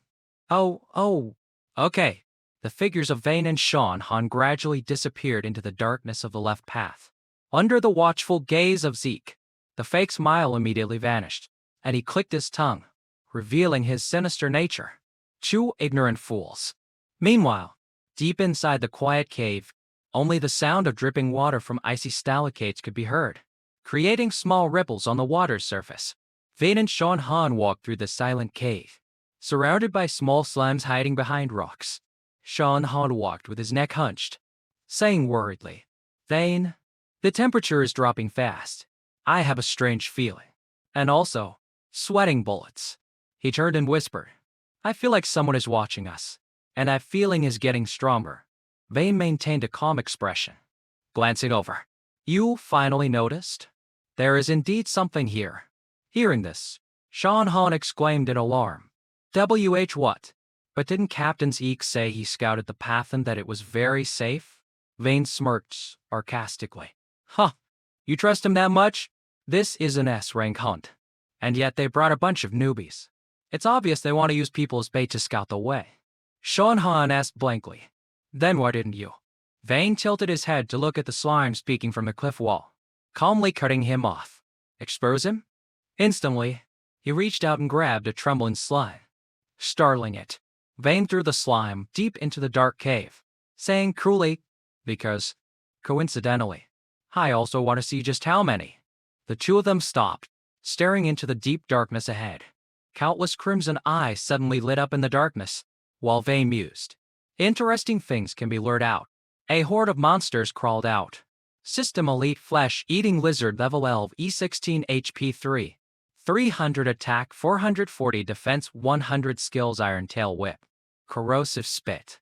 Then, a surprise attack slammed into the ground, sending rock fragments flying. The scene shifts to the adjacent cave, where a brilliant vortex of fire erupted amidst a circle of monsters, accompanied by a roar. Burn! The rat-eyed mage was casting a spell, incinerating the lizards that were screaming in agony. Following that, a powerful slash of blue light descended, cutting a monster in two. The arrogant swordsman swung his blade, felling an enemy and shouting, "You fools! Attack and witness my power." He turned to Zeke with a fawning expression. "Captain, thanks to those decoys attracting the monsters and splitting their forces, things are much easier now. I can't believe those fools actually fell for the lie about scouting the path." A spike mace spun in the air, creating a whistling sound as Zeke's voice rang out. "When most of them are dead, the flesh-eating lizards in the other two caves will also be near death." Zeke swung his mace, crushing a monster, and continued smugly, "That's when we'll step in to reap the rewards. We'll achieve double the results with half the effort." Just then, 3 ferocious flesh-eating lizards leapt down from above, aiming straight for him. Zeke maintained his arrogant smile, provoking the uneducated creatures. "Who are you screaming at? Huh? Come at me, all of you." The charging monsters were instantly repelled by an invisible force, their bodies breaking as they slammed against the cliff wall. Zeke dragged his spiked mace on the ground, sparks flying. His voice cold. "Trash should stay at the bottom of the food chain forever." The scene shifts back to the left cave. Sean Han's eyes widened in amazement as he stammered, "Vane, you?" Before him, a monster was swinging its tail to attack. System skill, Iron Tail Whip, activated. Iron Tail Whip uses a metallic tail to sweep. When it hits, it deals damage to the target equal to attack X 170%. Instantly, giant spinning sickle shot forward. System skill Sith Throw activated. Throws a Sith at the target. Max range 10 meters. Can be retrieved, dealing damage equal to attack X 160%. At the same time, shadowy birdmen flickered and undoubted of existence, gliding past the lizards. System activating invisibility and backstab. Watching the army of undead birdmen overwhelm the lizard horde amidst clashing sounds, Sean Han cried out in shock. "When did you tame all these undead monsters?" He couldn't hide his admiration, continuing excitedly. This sight is even more impressive than the battle back at the mud swamp. You're amazing! Vane glanced back slightly, smiling calmly. I told you I had to prepare some things first. Didn't I? Shanhan's jaw dropped in astonishment. What? In less than a day, you tamed all these powerful monsters. Just then, a dazzling line of text appeared on the system panel. You have successfully eliminated elite flesh-eating lizard X-55. Vane stepped over the corpse of a monster at his feet, surrounded by his undead army, and remarked with satisfaction, It's over. Their performance wasn't bad. Shanhan followed with star-like eyes, whispering, I'm so jealous. When will I ever be as strong as you? Suddenly, the ground shook violently. Shanhan stumbled, using his sword to stay upright, and asked in confusion, What's this? An earthquake? He whipped his head around to call for his friend, Vane. But seeing Vane busy collecting monster corpses with an eerie blue flame, Shanhan thought to himself, I better check the situation myself first. I can't bother him with every little thing. I have to be useful too. Shanhan cautiously advanced towards the rumbling tremors, muttering, It sounds like it's coming from this direction. He stopped, the heel of his boot tapping lightly on the store. Shanhan looked down, a puzzled expression on his face. The shaking. It stopped. Without warning, a massive, bright red tongue burst through the ground, shooting into the air. Shanhan jumped back, his face drained of all color. The slimy tongue stood erect before him like a tower. He broke out in a cold sweat, trembling as he stammered, what the hell is that? Instantly, the fleshy tongue slammed down on his position. Shanhan was thrown to the ground, his sword flying from his hand, as he screamed in terror, Help me! The tongue writhed and retracted, preparing for the next attack. It shot forward like lightning, wrapping tightly around Shanhan, squeezing him until he choked. Immediately after, he was dragged and slammed into the deep pit that had just been torn open. Shanhan's face was pale with despair. He squeezed his eyes shut and resigned himself to his fate. I'm dead. At the moment of life and death, a brilliant green slash of sword energy tore through the air. Vane leapt forward, swinging his sword and severing the giant tongue. He roared coldly, Just a beast hiding underground, gnawing on dirt and mud. How dare you act so insolent before me? Fresh blood sprayed from the severed tongue like rain. Vane decisively grabbed Shanhan by the collar. He yanked his friend out of the danger zone in an instant. They both landed safely. Shanhan clutched his chest, puffing violently. Vane. Shanhan looked back at the hole and warned frantically, That's definitely a giant monster in there. So, before it gets out, we have to hurry and. Before he could finish, the ground in front of them cracked open with a deafening shatter. Shanhan's eyes rolled back in his head as he screamed in horror. Oh my god. It's too late. A giant blue reptile emerged, roaring in anger. System warning flesh-eating salamander boss level 20 HP 6. 300 attack 850 defense 280 skills iron tail sweep. Impenetrable fortress. Earth vein infiltration. Corrosives and breath. Shanhan stumbled back, sweating profusely. The mission info said the molten blood scale cavern was home to elite-level flesh-eating salamanders. But this one is a boss-level monster. He bravely stepped forward, shielding Vane, and said through gritted teeth, I'm sorry, Vane. If it weren't for me, you wouldn't have to face such a terrifying monster at this level. I'll hold it off. You retreat. Vane just smirked slightly and asked calmly, This is what you call a terrifying monster? He stared at the boss with excited, blazing red eyes and declared, It's my prey. Shanhan looked bewildered. What? The flesh-eating salamander growled and charged forward, its footsteps shaking the cavern. Vane leapt straight towards it, drawing his sword that glowed with magic and drawing. Then watch this. I lend you. Shanhan called after him. Vane. In the air. The army of birdmen also got into position, raising their weapons and shouting. Elder Hawks. Yusuf throw. Haber Raja giant. Spinning scythes was thrown simultaneously at the boss. The boss reacted instantly. System boss has activated. Iron tail sweep. Its steel hardtail swung powerfully, deflecting all the incoming scythes. The boss threw its head back and roared. Vane! From the air, seized the opening he had created.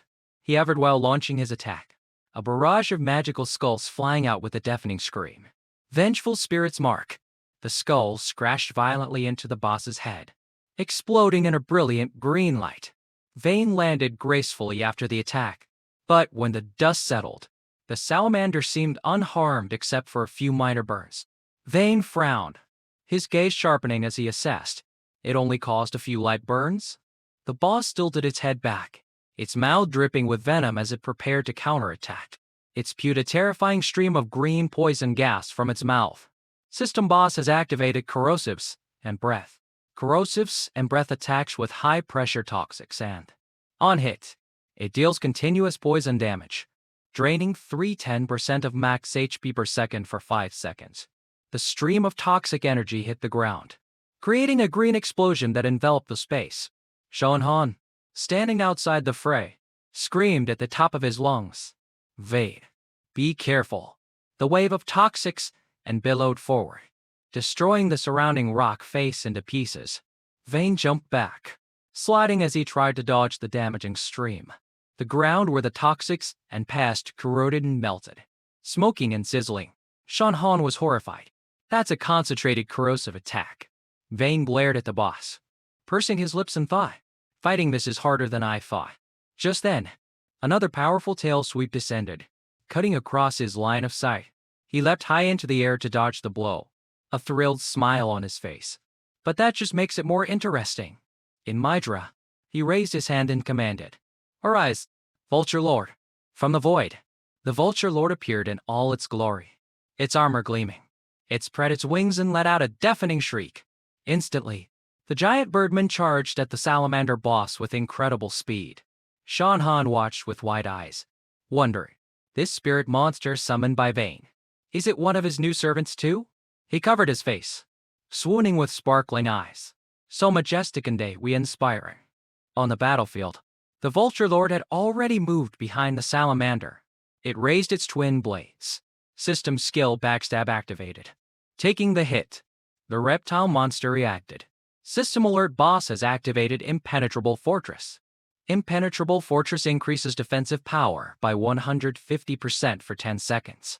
At the same time, its massive tail whipped towards the enemy behind it with a gust of wind. Vayne's sharp eyes noticed the danger, and he shouted a warning. Watch out! However, the tail whip was too fast and struck the Vulture Lord, sending it flying with a blinding explosion. Sean Han's face paled as he exclaimed in horror. Such fast reaction speed. Does this monster have eyes in the back of its head? Vayne landed on the ground, frowning as he stared at the giant salamander slowly turning its head. He muttered, eyes in the back of its head. Meanwhile, the Vulture Lord had been knocked away by the tail whip, while Vayne stood observing. He silently analyzed the enemy's weakness. Lizards are creatures with simple eye structures and primarily rely on changes in light to perceive their surroundings. Therefore, once an enemy stops moving, they have difficulty distinguishing them. He continued his reasoning. But their motion vision is excellent. Their hearing and smell can pick up the slightest movements of an enemy. In fact, some types of lizards even have infrared sensing organs and use them to detect an enemy's body heat, recalling their characteristics. He thought, because of this, a lizard's sensitivity to an enemy's movement path is many times greater than a human's. A slight smirk touched his lips. His gaze sharp and cold. It seems that to deal with this thing, we have to make it trap itself. The giant monster growled, swinging its body to withstand countless attacks from all sides.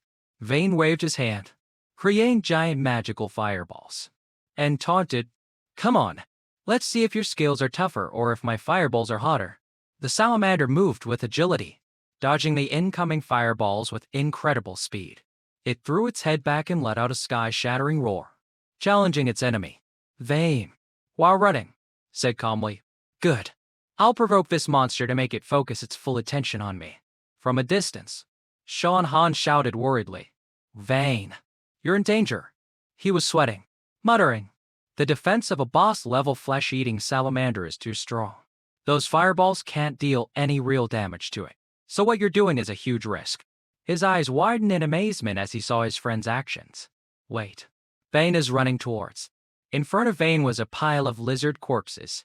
Sean Han couldn't help but exclaim, That pile of living corpses.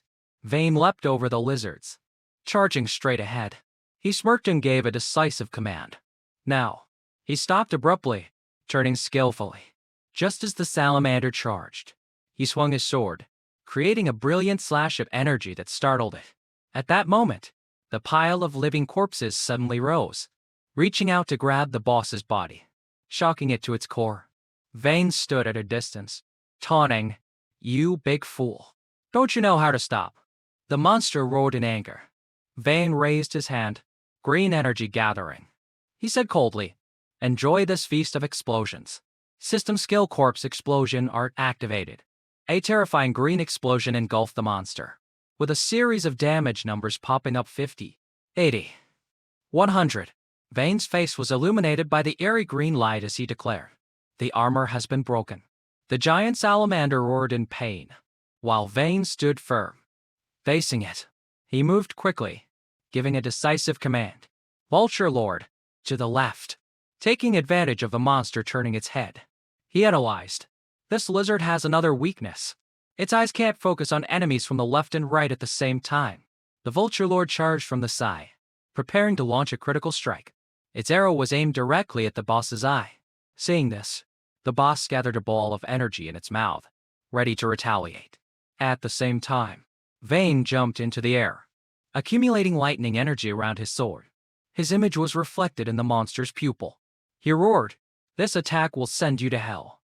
He dove down, delivering a lightning slash straight into the monster's mouth. The sword plunged deep into its weak spot. The system announced, "Weak point hit." A series of notifications appeared in succession: level up, level up, level up. Congratulations. You have reached level 14. The giant monster collapsed, white smoke rising from its body. Immediately, streams of green light flew from the boss's corpse towards the undead army. System HP restored by 85%. Vane reached out his hand, a white energy enveloping it.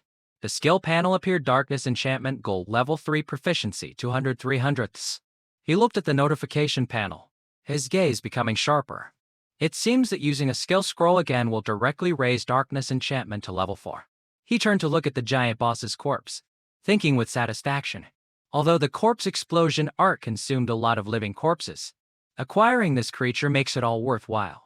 The new information panel for the boss appeared: indeed, Flesh-Eating Salamander, Lord, level 20 HP 6. 300 attack, 850 defense, 280 skills, Iron Tail Sweep. Fortress of Strength. Earth, Vein Infiltration. Corrosives and Breath. And Deed Body. Vane looked at the newly resurrected monster and declared, "From now on, you will be my shield."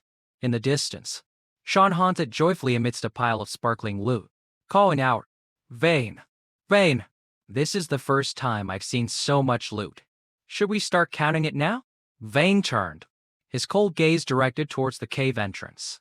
"What's the hurry? There are still a few rats that haven't been killed yet."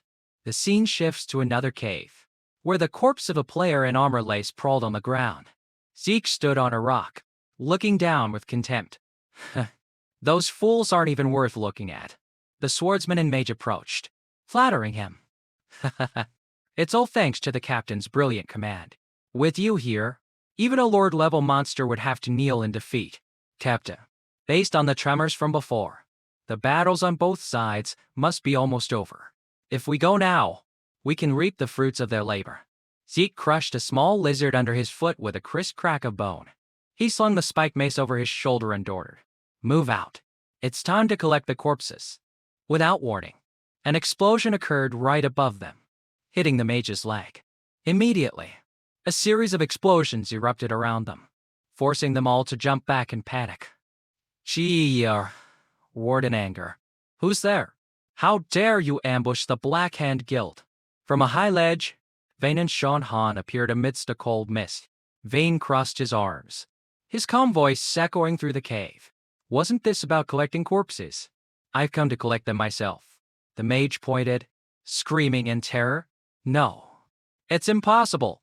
You two were supposed to be devoured by the horde of flesh-eating salamanders." Sean Han angrily pointed straight at them. "You still have the nerve to say that? How shameful. I thought the Black Hand Guild was a great, honorable, and fair guild, but I never imagined it would use players as bait to clear a dungeon. The swordsman growled in response. So what? Becoming a stepping stone for the glory of the Black Hand Guild is an honor for trash like you. Zeke gritted his teeth, calculating silently. Damn it. Those two survived. Could it be that the cave they entered didn't have many flesh-eating salamanders, and all the monsters were concentrated around those unlucky bastards? Sean Han clenched his fists, continuing his condemnation. You people are truly shameless. Sheik glared at Vane, his killing intent rising. TCH, that kid. The more I look at him, the more annoying he gets. It's better to just get rid of him. He stepped forward, his voice full of menace. Although I don't know what kind of ridiculous luck was on your side that allowed you to survive. But now, he swung the spiked mace violently, roaring, your lucky streak is over. Just as the mace was about to descend, Vane forcefully pushed Sean Han back, shouting, get back. He faced Zeke alone, asking coldly, you want to kill us? Just by yourself? The sound of straining iron chains echoed as Zeke put all his strength into the attack. They clashed, weapons sparking. Vane used his sword to block the spike mace, and a loud explosion rang out. Zeke smirked. What's this? Is this some kind of child's play? Vane didn't answer. His sword radiated green energy, summoning ghostly skulls. The skulls flew forward and exploded violently, sending Zeke's minions flying. Zeke continuously ran to dodge, trying to withstand the force of the explosion. When the smoke cleared, only he was left standing on the battlefield. He looked around warily, asking, damn it, where is he hiding? Vane suddenly appeared from above, bringing his sword down in a slash. Did you really think I wouldn't notice? You fool? Zeke hurriedly raised his weapon to block, the sound of metal clashing deafening. Vane said, experience has shown that those who live by luck. He channeled power into his sword, pushing his opponent back, half to sleep with one eye open. After the clash, Zeke disappeared into the smoke. Vane was left alone in the silence. Suddenly, a giant shadow appeared behind him. Zeke's voice rang out, because in the end, for trash, Vane turned around. Startled, Zeke swung his mace down from above, aiming for his head, roaring, their worthless lives can end at any moment. A huge explosion shook the entire cave. Sean Han screamed in horror. Vane, the swordsman and mage pointed their weapons at Sean Han, sneering, leave this rookie to me. Hey, wasn't your warm-up enough? It's my turn now, right? From within the smoke, Zeke looked out at the figure beneath him and said, all right, I don't have time to play around with you. He raised his fist, preparing to finish him off. So, lie down and peacefully accept your death. Suddenly, he froze, his eyes widening in horror. What? His hand was caught by another hand. Vane's voice rang out. You're the third squad captain of the Black Hand Guild, right? Zeke broke out in a cold sweat, unable to believe his eyes. How can this kid? From the darkness, a sinister smile appeared on Vane's face. His eyes glowed red as he tightened his grip on Zeke's hand. I think I now have a rough idea of the true level of the 10th rank guild in the main city. He stood up, pulling Zeke along with ease. Zeke screamed in pain as his fist was crushed in his grip. Vane squeezed harder, his eyes flashing red. He used one hand to violently throw Zeke away like a toy. Zeke's body slammed into the ground near his two companions, creating a deep crater. He stumbled to his feet, pausing. You bastard. I really underestimated you. He struggled to stand, swinging his mace and ordering, don't just stand there. Attack together. His two minions replied in unison. Yes, sir. The three of them jumped into the air together, charging towards Vane and shouting, die. Vane looked up, a contemptuous smirk on his face. In the end, a motley crew is still a motley crew. There's nothing remarkable about them. He swung his sword, creating a massive slash of energy that sent all three flying, ending the battle in an instant. As soon as the sword slash dissipated, two green, bird-like ghosts suddenly swooped down from the sky, causing Zeke and the mage to look up. These ghosts immediately grabbed them, making the swordsman cry out in panic. What? The mage screamed in fear. Zeke's eyes were now wide with terror as he realized an overwhelming power was descending upon him. He stood motionless, staring at the green, ghostly skulls that filled the sky, charging straight for him.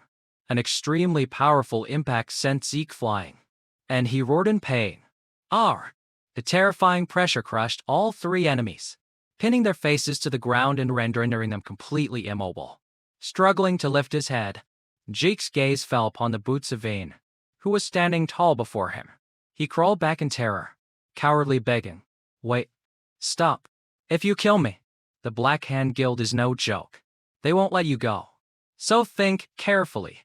Vane just looked at him coldly with his soulless red eyes. Then his gaze flickered slightly, breaking the tense atmosphere. Sean Han suddenly rushed forward and hugged Vane's leg with heart-shaped eyes, saying joyfully, "As expected, you're invincible. I was almost worried to death just now." Annoyed by this clinginess, Vane broke out in a sweat and kicked Sean Han away, shouting, "Get away from me."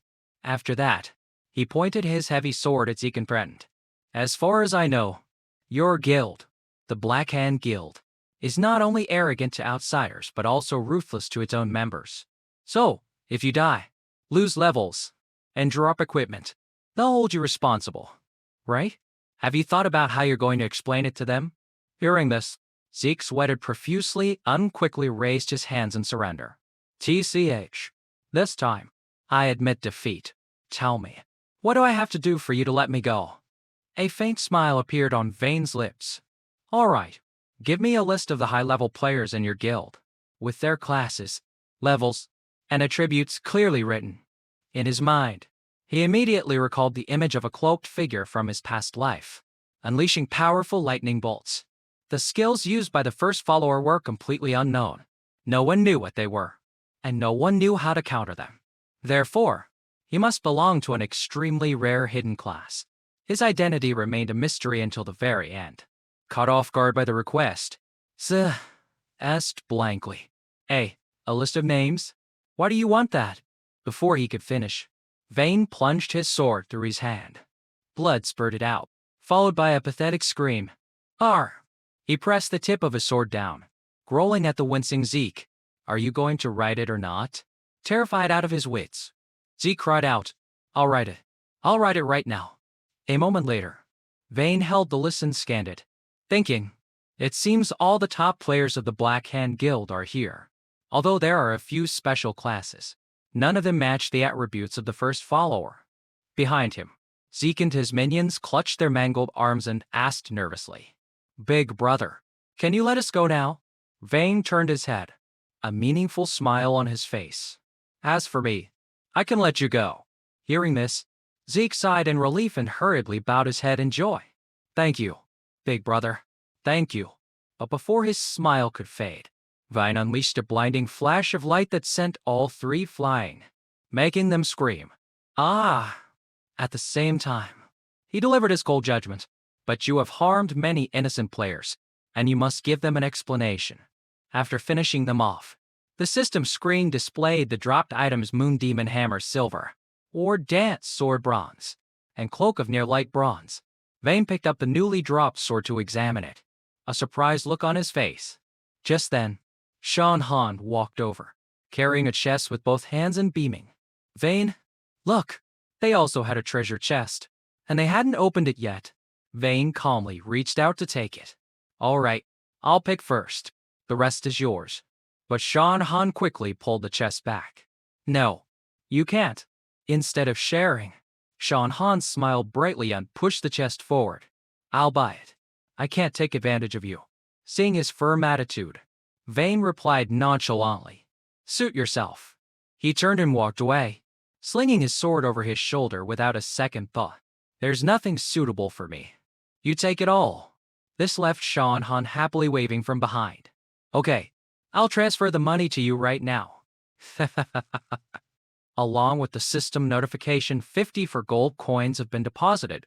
The scene outside the game shifts to the exterior of the Molten Blood Scale Cavern during the day. Vane walked while thinking. As expected, it's all just silver-grade equipment. In the current version of the game, it's not easy to get gold-grade equipment. As he was walking, Sean Han suddenly raised his hand and hesitated. "There's something I don't know if I should mention." Vane glanced over and asked, "What is it?" imagining terrifying shadowy assassins. Shaw and Han sweated unworn nervously. I heard that the people from the Black Hand Guild hold a grudge. If they can't win in the game, they'll retaliate in real life. What do you think about letting my bodyguards follow and protect you? Vane continued to walk casually, waving goodbye. Thanks for the warning. They're just disgusting bugs, and I know how to deal with them. Returning to the real world, Vane was taking off his VR helmet when a clear voice called into the room. Vane, come out. Dinner's ready. He stood up from his gaming chair, turned,